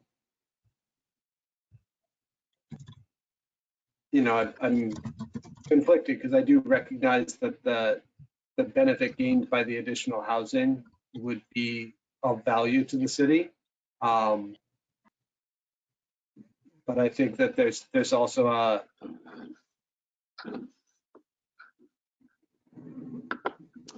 there's a loss there in terms of the scale of the streetscape, I guess. This is somewhat wider. It's another story taller. I can't quite tell from the perspectives, but I suspect it's slightly closer to the street than the existing building and so forth. Yeah, it is. Well, I respect that the architects are trying to do a tasteful job with the architecture. It still will create a bit more of a presence than is there currently, and sort of,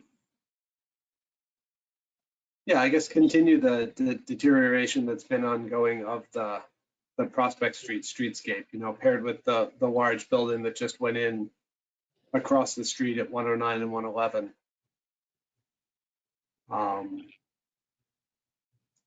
And some of the other stuff that's happened along the street.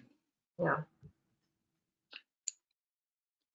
Well, if I may, through the chair, I look at this and while I appreciate the work that the architects and the applicant have put into designing something new, our purview is basically limited to not assessing the architectural or aesthetic merits of a new building or even the accommodation that it might provide, but only in the historic value of the existing structure that's on that site at present. And with that in mind, I really believe that the building that's on that site at present is worthy of preferably preserved status. I'd hate to see it lost.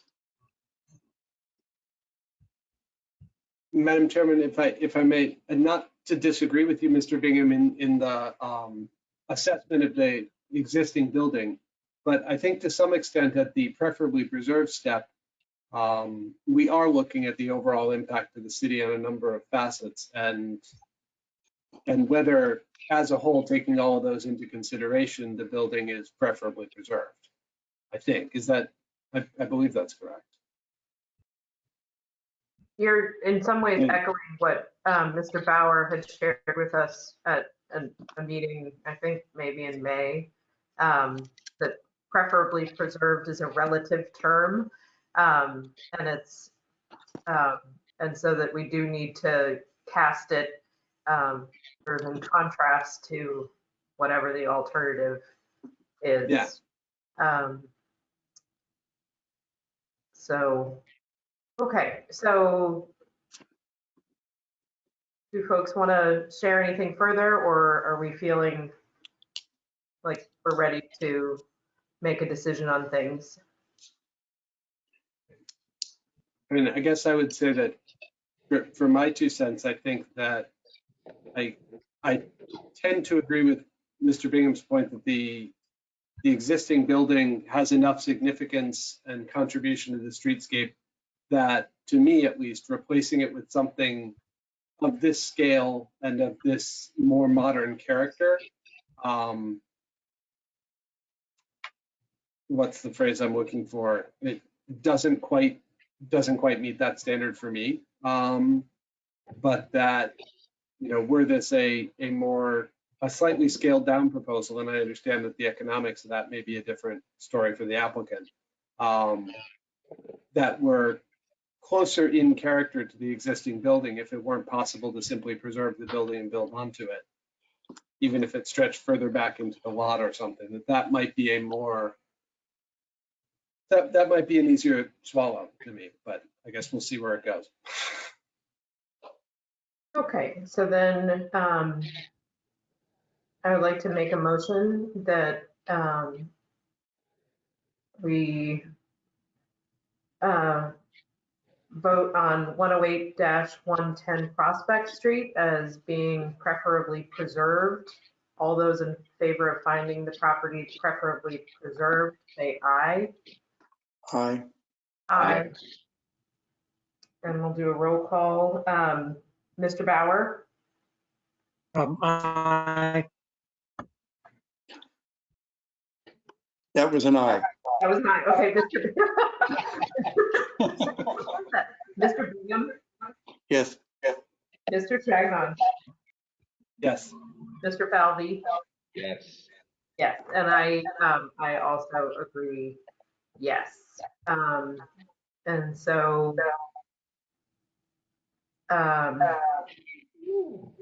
shall we now move to the findings?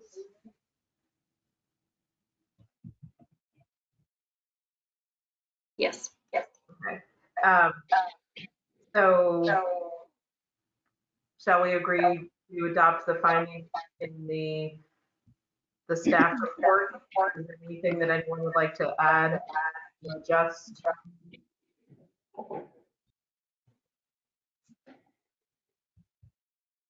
All those in favor of adopting the findings as noted in the staff report, please say aye. Aye. Aye.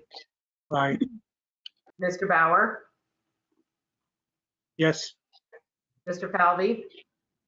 Yes. Mr. Chagnon? Yes. And Mr. Bingham? Yes. I also vote yes. And so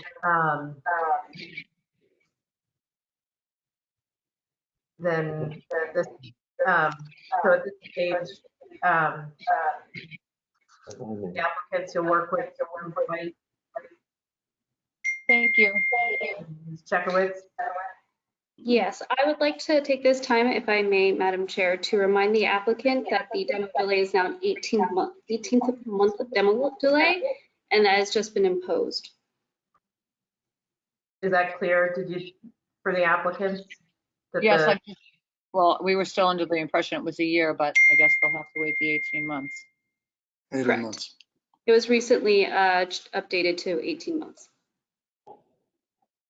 Thank you. Thank you very much. Thank you. And so moving forward, our next item is HPC DMO 2021.17, 383 Broadway. Is the applicant with us for that property? Yes, they are, and Vigorito is the applicant for this property. Thank you.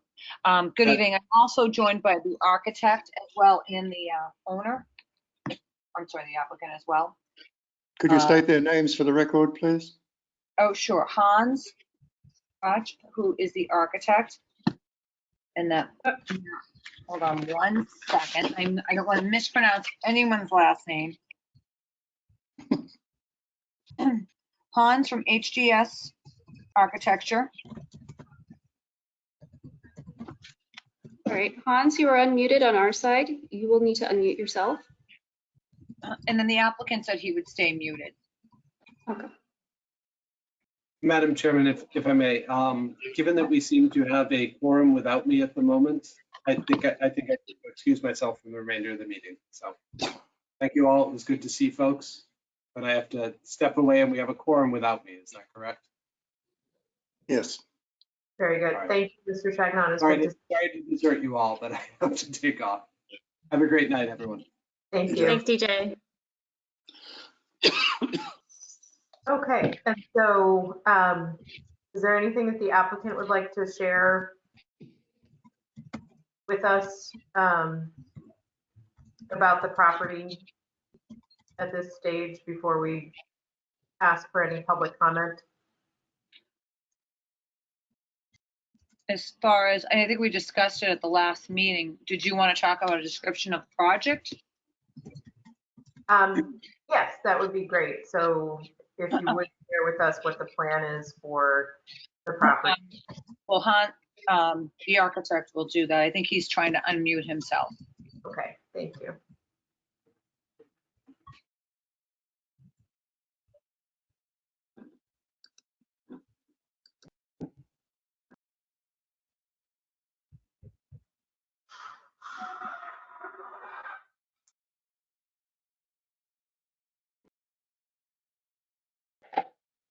I apologize. I think he's having some problems. I'm going to mute myself and see if I can assist him. Thank you.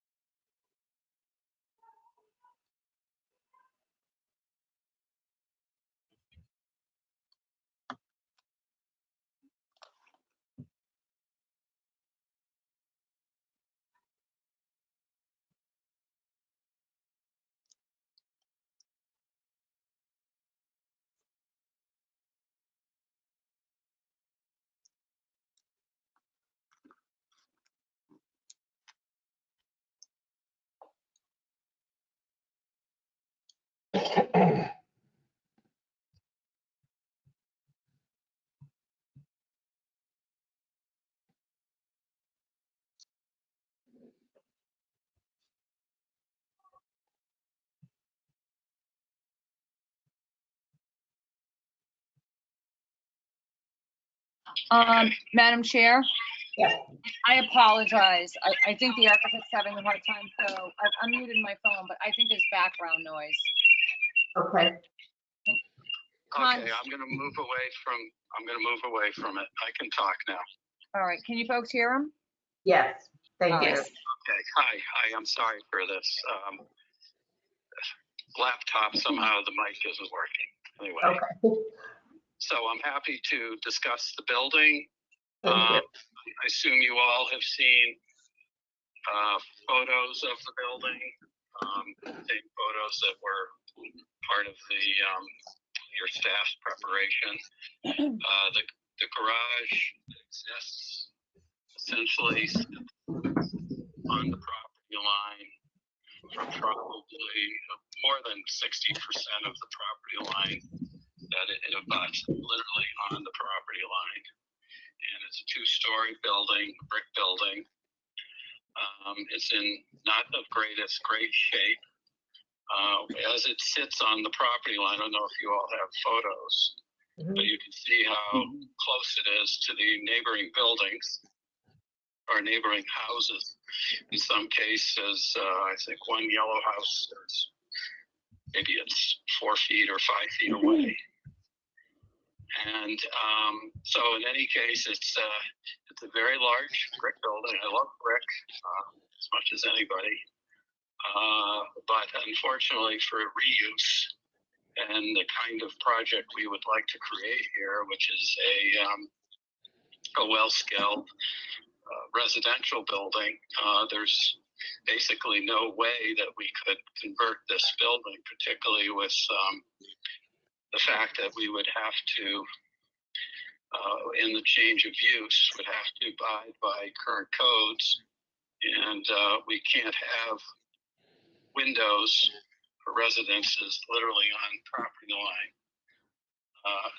Period. They have to be. So you have to have your building set back from the property line, and the rules, which you may be familiar with in the building codes, say that certain percentage of openings are allowed within certain proximity to the property line, starting with 0 and going to, for example, 10. If you're 10 feet away, your maximum, I think, is 40%, something along those lines of window open. It doesn't lend itself well to the kind of project we would like to create, which would bring a lot more open space in this location, setbacks that would take the building farther away from the neighboring homes. So that's basically part of why we are asking for the demolition of the building. And so just to be clear, what is it that you are proposing to put in its place? I'm sorry, I missed the question. What are you proposing to put in place of the structure? I see. We have a proposal for I think it's a 4.5 story high building, residential building of something in the order of 28 units. And do you have drawings of that? Have those? So now that, to see if I can share, I didn't accomplish being able to even get on the microphone. I don't know if I'd be able to screen share. Can our attorney screen share? I'm not able to screen share. I can give you the permission if you would like. No, I don't have the plans though. Right. I can't. Would Hans like to try to share?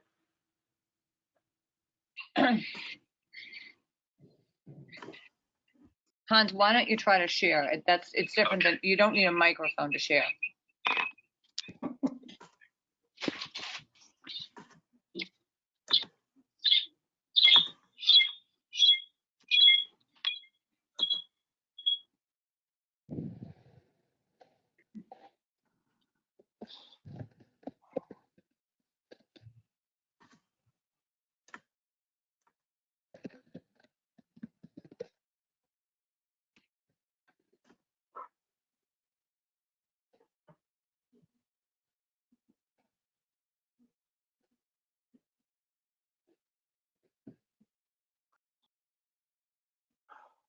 Great.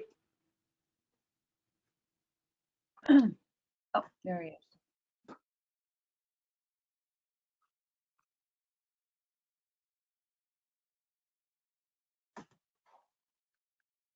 So this looks like the existing aerial.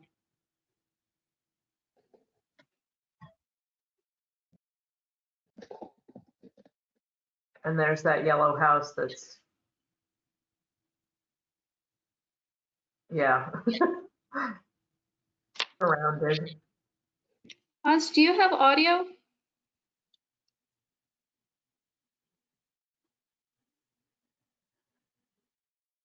I'm unmuted. I'm not on the phone with him any longer. Let me try to, I will call him back because it doesn't seem like he had the audio portion of it. Hold on. Thank you.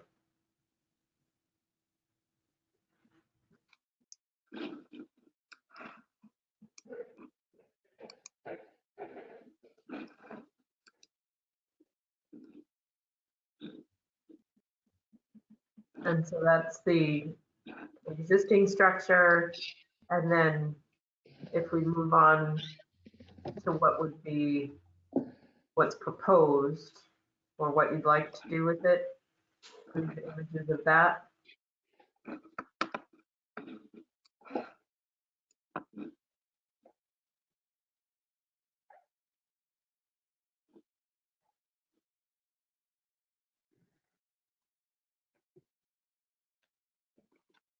Hi, folks. I've got Hans back on. Hans, why don't you walk them through the drawings, please? Yeah. We might get a little background. I'm sorry. Okay. You know what I'll do? I'll tell you what each picture is as I roll through them, but I have to walk away from my iPad or my phone or my computer when I do this. You can see there's an existing conditions map shown. Yep. And the building that we're talking about, the garage, is in the green color. Yep. Okay. So I'm going to go to the next view. Thank you.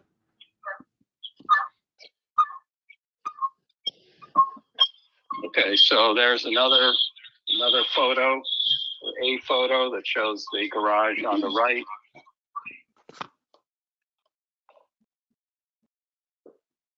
And then a photo of the building in the alley. That's sort of the little finger on the northerly part of the building that abuts an alley.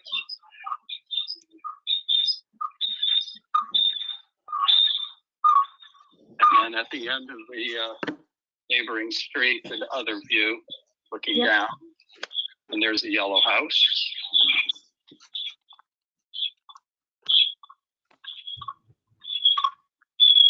And then another view looking up back toward the large apartment block, the other neighboring building next to this parking garage.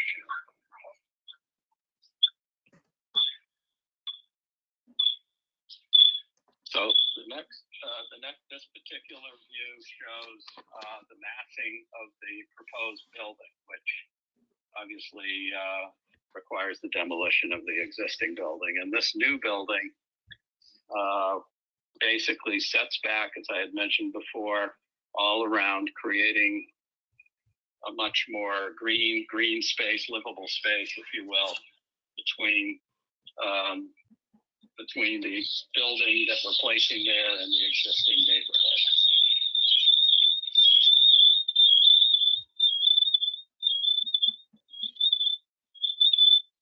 And there is, just not to be taken literally, is an aerial view of the proposed building with the setbacks, by the required setback.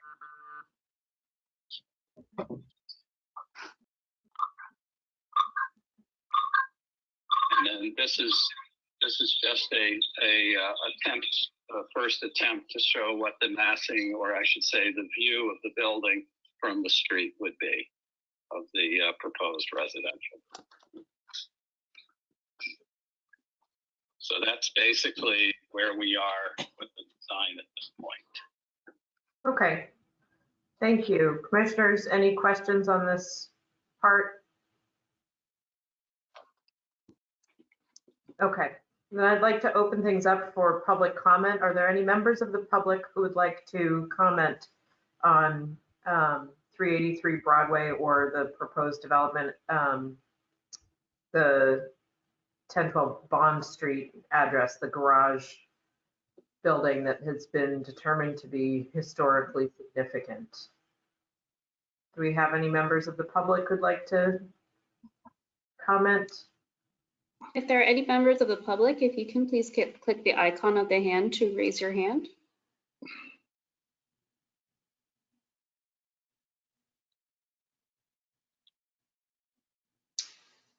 Madam Chair, I do not see anyone with their hand raised. Thank you. Then we will close the public comment portion of this discussion. Commissioners, thoughts, questions on this garage structure?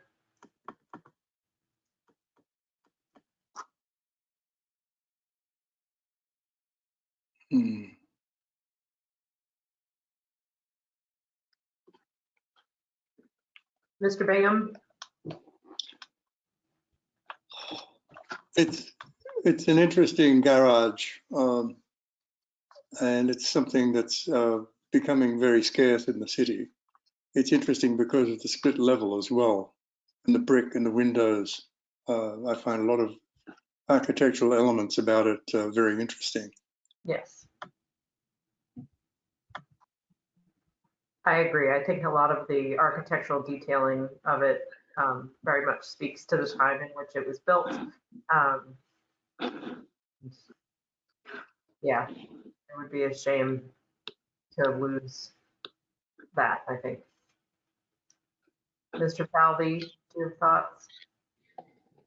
Well, I definitely concur with your comments, Chair Kelly and Mr. Bingham's. I think it's very unique looking.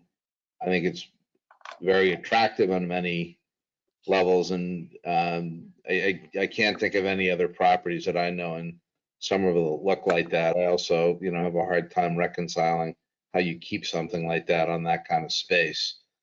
And I just can't imagine, my mind's not working, how you could incorporate that into the design of a new building, but I don't. I mean, I think it's very unique, and it's certainly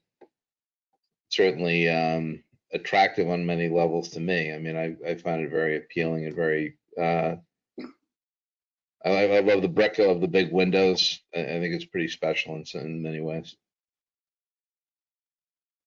Mr. Bauer? I agree with what Mr. Falvey has said, as well as others. It's an unusual building with a lot of the industrial character of the time that it was built, and a lot of interesting details on it, and I would be sorry to see it go.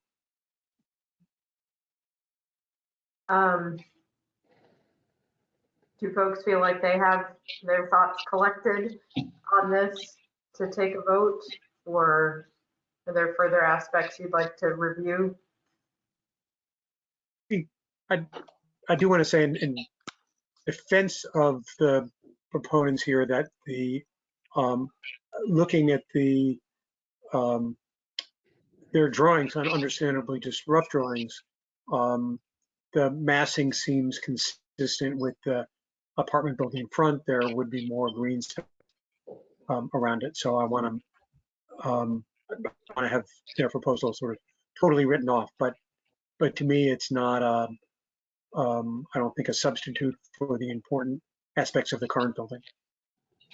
Yeah, I tend to agree with you on that, Mr. Bauer, because when I look at it in comparison to the proposed Prospect Street construction that we just looked at, this is far more palatable, far more interesting as a building. It's not just another sort of boring stick-built building in the city. It's something that has a bit of character with some open space around it. And it looked interesting, even though they are just preliminary sketches. So I tend to agree with you. Thank you. So I would like to present a motion to vote on finding 383 Broadway garage structure at 383 Broadway preferably preserved. All those in, do I have a second on that motion to take the vote? Second. Yeah, I'll second that. Okay. Okay. All those in favor of finding the property preferably preserved, please say aye. Aye. Aye. Aye. Mr. Bauer, Yes. Mr. Falvey, Yes.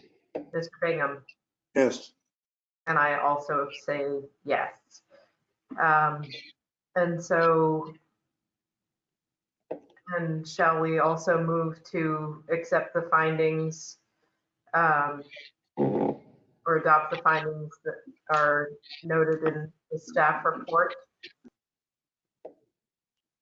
All those in favor, please say aye. Before we do that, I'm looking at the staff report and I'm not actually seeing a lot in the way of proposed findings. Okay, there you go. So I would suggest that we adopt the findings that we made when we found it preferably preserved. I'm sorry, I'm misspeaking. When we found it historically significant. Okay, so then let's take a vote to adopt the findings that were adopted at the time of finding the property historically significant. All those in favor, please say aye. Aye. Aye. Mr. Bingham, Yes. Mr. Falvey, Yes. Mr. Bauer, Yes. and I also say yes. Okay, so thank you very much to the applicants. And so you'll be in touch with Ms. White and Ms. Chekowitz about next steps. It's an 18-month wait, correct? Yes. Correct. If you take the demolition delay, yes. Yes. Thank you. Very good. Thank you. Good night. Thank you. And so that now brings us to other business. So first up is meeting protocol and disruptive behavior. Ms. White, did you want to review things with us? Yes, thank you, Madam Chair. Ms. Chekowitz, can you remove the, stop sharing the screen? Yeah, thanks. There you go. Previous applicant, thank you. Yeah, so thank you. So one of the things that has been happening, and the reason we put this on the agenda is sometimes quite frankly, the behavior of a lot of the public has become very challenging. And I think sometimes it can be challenging for a commission to know how to respond to whether it's applicants or members of the public when they might be, how shall I say, well, when their behavior is not as anticipated or not as expected. So we've also found that just in general, the tenor in the public, certainly towards staff and sometimes towards commission members on various boards and commissions, has gotten heated and has gotten somewhat concerning. So what we wanted to do is talk about setting standards for the commission and having the commission set standards for behavior and the way a meeting is conducted and the conduct that that you are willing to put up with and not willing to put up with, and knowing that the commission is absolutely 100% within their rights to stop disruptive behavior when it's happening. We've had a few meetings this year whereby applicants were yelling over members of the commission when the members of the commission were trying to talk, or really arguing with them in a way that you would expect of people not in a public professional forum behaving. Staff has been very disparaged, you know, across, you know, a variety of meetings, and not just with this board. So we do have a disruptive behavior policy that we as staff follow, and, you know, are encouraged to not shy away from. You know, obviously we always just try to diffuse the situation, but then we are also not supposed to put up with abusive behavior. And I think that that's important, that the commission knows that they are not supposed to put up with abusive behavior too, when it's directed towards them or when it's directed towards your staff. So what Ms. Chekowitz and I are working on are some sort of ground rules for commission meetings that we would like to put up for the public when they log on to a meeting, because there's a notification board, as Alan, who's been getting in as an attendee, must know very well by now, that says, you know, basically the meeting will start shortly, et cetera, et cetera. But we also think it's important to educate the public as much as possible as to how a meeting is run, right? How a meeting is conducted, that there's a time for public comment, the manner in which the public comment is acknowledged, the amount of time someone has, but also the manner in which the interaction with the board goes. That, you know, this is why we've had you all change your names to Mr. Bauer, Vice Chair Kelly, Mr. Falvey, et cetera. You know, that nobody should be referring to you on a first name basis or engaging with you that way. And we'd like to sort of, you know, state a variety of things up front to participants before they enter a meeting. And we're also thinking about having, as you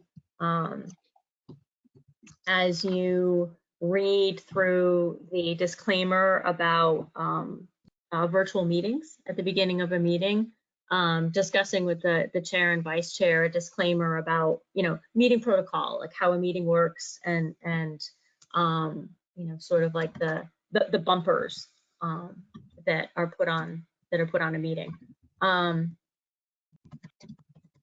Gwen, did you have something to add to this? I know we've been talking about it, and we've talked about it briefly with Vice Chair Kelly and Chair Parks in our catch-up meetings. Yeah, I would just really remind you that this is a quasi-judicial meeting and applicants should treat you with respect. And always just remember that they should not be saying anything insulting to anyone, and you should feel very comfortable with informing the public that that is not okay if it is to occur during a meeting. And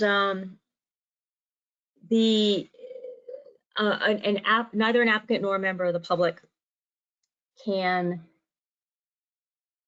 comport themselves in such a way where it disrupts the ability of the commission to get their work done, right? And we have had that happen a few times with a few applicants over the years, but a little bit more recently as people get a little more tense, I think, with, you know, the situation we all find ourselves in. And I just know that, like, staff alone, we had to say this once at a zoning board meeting a few years ago, when it got to the point that staff did declare publicly that, you know, if the treatment would continue, staff would leave the meeting and would not be returning. So, you know, staff will, if it gets to that point again, staff will need to, you know, disengage themselves from, you know, from the meeting. So we want to kind of get a little bit of a discussion going as to maybe some thoughts on what you'd like to see happen, how you'd like to see things handled, concerns that you might have, or maybe you don't have any concerns, and just have a discussion about that openly before, you know, we, you know, put any sort of proposed language forward for you all to look at, because we want to we want to get something sort of going, through the chair and vice chair, at least for the September meeting. I think that's a very helpful idea to do. And I guess I'm just wondering about the logistics, since we won't be meeting as a group again until September, in terms of review of proposed language. How will that work? Right. So one of the things that we can do is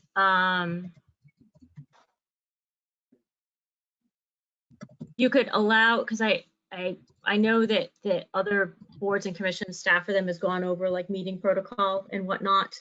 One of the things that we want to do is we want to have it discussed internally among staff and the other planners. I know I brought it up with the director that this is something that we need to do, and as need to get any other sort of weigh in on it. What we can do is, it doesn't necessarily need a vote of the commission to happen either. If you were to adopt a new set of rules and regulations, that would be a different thing. But this can also, I guess, just be a matter of sort of standard operating procedure for any board. And just a reminder, I think, to the public. And I guess that's the question, are we, is it necessary to sort of create this from whole cloth, or is there already something that exists within the city that is applicable to all of these kinds of meetings that involve commissions or boards and the public? Because it would seem that having each individual commissioner or board creating their own protocols would be confusing, that there should be some kind of citywide. Right. Right. Yeah, so a lot of it is just standard, basically standard practice. And I guess what is allowed, right? Like a public comment is 2 minutes. How does public comment work? That's standard, right? That you open up to public comment. You ask if there's any comment, people make comments. People are allowed to make comments on whatever they want, even if it's not necessarily germane to the project. We can't prevent them from doing that. Setting forth, how commissioners are addressed, right? Like Madam Chair, Mr. Chairman, things like that. So all of that type of thing is pretty much sort of standard behavior that can be expected. So I think in that regard, we're just notating just standard practice, practice at a meeting. Yeah. I think the larger question definitely comes in when it comes to, how do you know when to cut an applicant off, right? How do you know when to say, okay, we need to step back. We're going to, deliberate amongst ourselves. We're going to discuss amongst ourselves for a while. And when is that point with an applicant? And I think that it's different for every applicant. And I think that the question then becomes, how do you all feel empowered to say, okay, hold on a second, enough. We need to conduct our business, and, we will then call on you again when we want further information, or wrap up your quick presentation, or, don't disparage staff. And, we won't have a discussion about staff this way. We won't have a discussion about the city this way. We won't have a discussion about commissioners that way. So what is that line for all of you? And do you all feel empowered to say something, or do you feel that you all kind of have to basically take it when it does happen? I would hope that's hard. Empowered, but I would hope that, everyone on the commission feels empowered to speak up in that way. But I guess one of the questions, particularly while we're doing this remotely, is, not just saying that, but at what point does somebody get muted? That's right. That's right. And that's a good question, because that's exactly what we've been talking about. And that is one of the things that we're going to be investigating with the proper departments to see what that. I was going to ask, is there a standard, can the legal department, city attorneys advise as to, when that's appropriate and when have to let someone continue speaking? Right, Well, exactly. I think, Robin, the answer to that is twofold. Firstly, I think that and this is something that I discussed with Sarah when I was chair, was that we allow people a certain time frame in which to make their points made. I think that we don't go over that and that we actually time them. But the other thing is, what if it's an applicant though? You know, we don't Right. have a set time frame for an applicant the way we do, you know, a member of the public making a comment. well, the same thing with a member of, I'm meaning a member of public. And also an applicant should be on a time frame. All right. See, that becomes difficult because that we actually can't really, that becomes harder to do.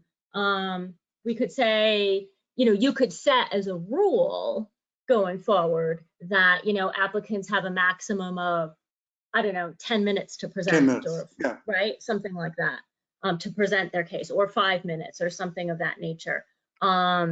Which could be extended by the chair if need be. Right. Exactly. Or, you know, and some of these proposals are so small that 5 minutes would be way too long, right? But, you know, then if you give somebody 5 minutes and Maximum. somebody's gonna take their mile and, you know, run roughshod over you, you know, how do you deal with that, right? Okay, So well, those are some of the questions that I think the answer to that, Sarah, is that if we develop the protocols for the meeting, okay, and they're documented, all right, and we make everybody aware of them who come to the meeting, all right, and like you said, put on the information block. If somebody starts to go over or starts to become abusive or something like that, then any one of us who are empowered could say, Madam Chair, point of order, and that point of order would actually freeze. This is how they do it in parliamentary circles. That's Point of order. All right. No, we've got to go back to the procedures. The order of the procedure is for this, and that stops people in their tracks, and it actually redirects that effort back to the focus of where it should be. Correct. So it's a way of interrupting that is appropriate. And that is also a way of interrupting that only the commission has the power to do. An applicant and member of the public does not. I've seen them try it before, but that's not the way it works. They don't have that. Commission and staff. I would add staff to that. Because if the staff see something running out of, sort of going pear-shaped in a hurry, then you could call point of order as well. Right. And then refer back to the procedure for the meeting. I know that that Wendy, where you come from, you had a slightly different situation in that I think at your meetings you had a sergeant at arms, right? Like when there were public meetings. Yes, they were called on many times. But still, right. People were removed from chambers often. The Historic Preservation Board in the city of Miami had very clear rules that there was no personal attacks. And that was the line. And there was no screaming, there was no yelling, there was no profanity. You talked about the item and you treated everyone with respect. And they would remind you if you started to insult members or staff, you know, that would not be tolerated. And that they would need to stay on task and be, you know, discuss their item. And if things went further, yes, the sergeant at arms would be called in. I'd like to suggest, you know, back to Robin's point about, I think the city needs to be defining what the protocols are for all the groups and the commissions, so that any resident or person, professional that joins any meeting sponsored by the city will understand kind of what the standard expectations are around behaviors. And I think it would be in the city's best interest, I think, to take a stab at defining what those protocols look like. I think the list that Wendy just rattled off, so much of this is common sense, you know. Right. I think at the end of the day, you know, whether people are comfortable or not, I think, you know, the chair or whoever it may be, good thing about this virtual stuff is you control the mute button and the camera or whatever, right? So you can just end, you can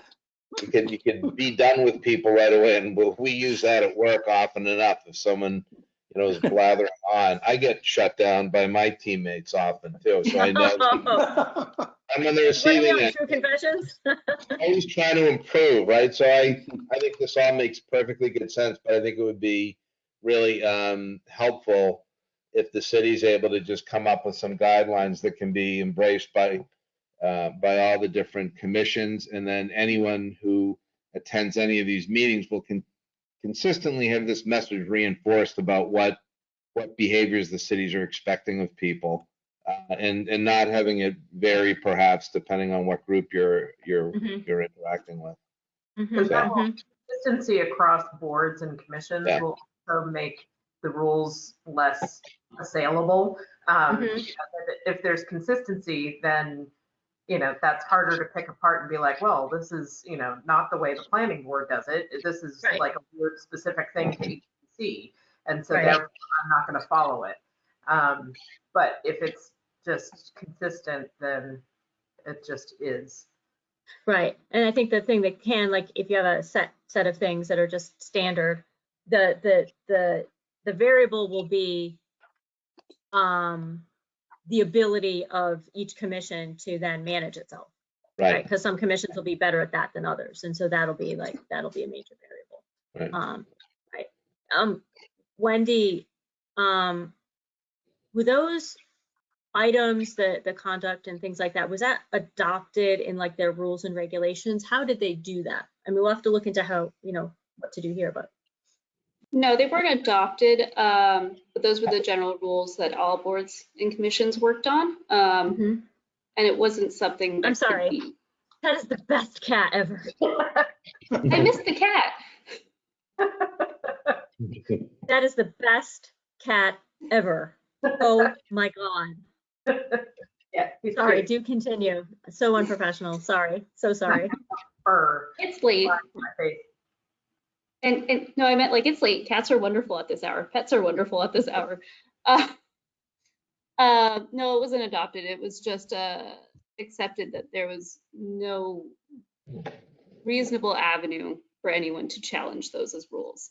And how did that get broadcast by the commission? Like how was it known, understood? Every time an applicant would misbehave, they would state it.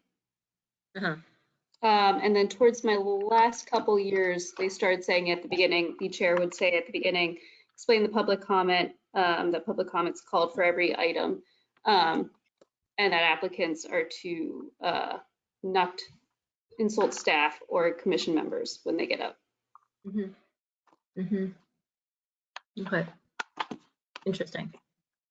That's helpful. It's really helpful. Did they ever send the rules of engagement, if you will, to applicants ahead of time with their packets? No.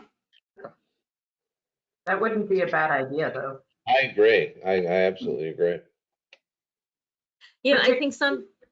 Go ahead. Sorry, I was going to say, particularly if there's a time limit on their presentation, people should know that so that they can kind of get their spiel down. Right. I mean, it also helped. They broadcasted on television and online those meetings, and people like to watch them for fun. Right. So everyone knew because everyone was watching. Also, like when our meetings start, Sarah, are people like gathering in a room? Are they watching us on the camera? They're right. So if they are, I mean, you could potentially list some of these protocols on like a landing page, right? So when people are calling up and like waiting for the meeting to start, maybe you delay the meeting for 2 minutes, and and everyone has to they're going to have that message in front of them to reinforce that. So the more they see them and hear them, the more will be embedded with them, I guess. Yeah, exactly. No, that's exactly what I was thinking about, and when I mentioned it earlier, which is like, so when we get together beforehand to make sure that like, okay, everybody's online, everybody's here, we have a quorum, we can start. That's separate. That's like a separate virtual room than anybody else. So nobody could see you, nobody can hear you, etc. So then the public and applicants, or Alan Bingham, come in by another route, via the attendee route, or Ryan Falvey lately. Yep. Yep. So So one of the things that we like to have there is something that says, this is the, XYZ meeting of the HPC. The meeting will start, momentarily, blah, blah, blah, blah, blah, that type of thing. And that's like in an ideal area where we could have something like that.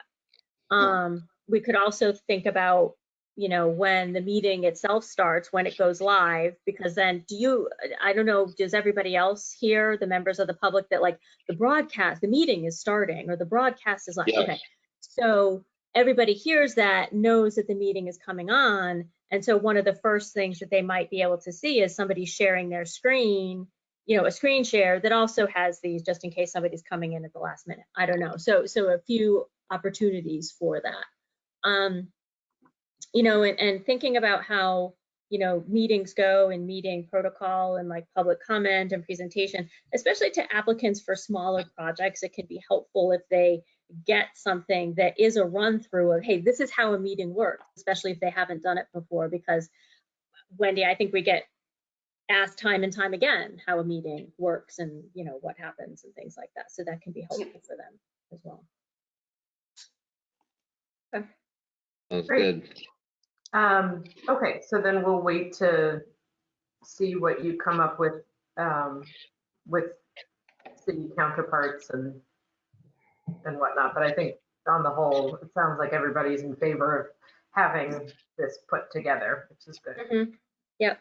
And we might have to do, before we have like, some sort of universal thing, if it gets to that point, if I can get buy-in for a universal thing from everybody else, we might need to have some sort of like interim measure, starting with, the next meeting and then October and then November and things like that, even if it's just like a little quick blurb that you read after the virtual meetings can be held because of blah, blah, blah, and then have something interim and then have something more formalized later. So this will be an interesting, I think, and worthwhile ongoing discussion to have with our colleagues as well, and see if we could have something, because I think that it would help a lot of retraining as well, and not having to constantly retrain. And when I say retrain, I don't mean you all, I mean everybody, right? Public too. So, but I've seen you guys get kind of beat up sometimes, and it's not something that any of you should be, putting up with. Just because you volunteer and don't get paid for it doesn't mean you're any less worthy for the service that you give. Yeah, well, you get beaten up too at times. Yep. Yeah, it has gotten a lot worse. I think Wendy and I have seen it, and I know a lot of my other fellow planners have seen it. We had somebody kind of really rush into the building one day because of people outside of it being upset. So, yeah, always good to just kind of set the playing field. And so in terms of other business, we don't have the meeting minutes from July, correct? No. I don't recall seeing those. No, the finalized meeting minutes were not sent to us. Okay. Okay, so then we don't have those. And then is there a CPC update? Well, you basically had it at the beginning of the meeting. Yeah. Great. We're done. So that was basically it. Okay, so then there isn't anything additional there. Is there anything No, else? I think the only thing I'd like to add was that the Adams Magoon House came before us, as you know, and their application has gone in now for funding, but it won't be heard until September. September, when that all comes up. So that is going ahead perfectly now. So despite the best attempts at the applicant to confuse the situation. Yeah, right. Okay, and so then I would just like to say thank you to everybody for their patience with my stumbling through rules of order and lack of ability to phrase things. Good job, Robin. Good job. Stop. Good job. You're Great job. totally fine. Totally fine. And you did very well. No apologies needed. Thank you. Good. Okay, so then do we have a motion to adjourn? I'll move that. Do we have a second? I'll second that. Great. All those in favor say aye. Aye. Aye. Aye. And do we actually have to do a roll call? Mr. Bauer, Yes. Mr. Falvey, Yes. Mr. Bingham, Yes. and I say yes. We are adjourned at 9:29 p.m. Great. Great. Thank you so much, everyone. Thanks, Thank you. everybody. Thank Good you. night, everyone. Bye, Take care. guys. Bye.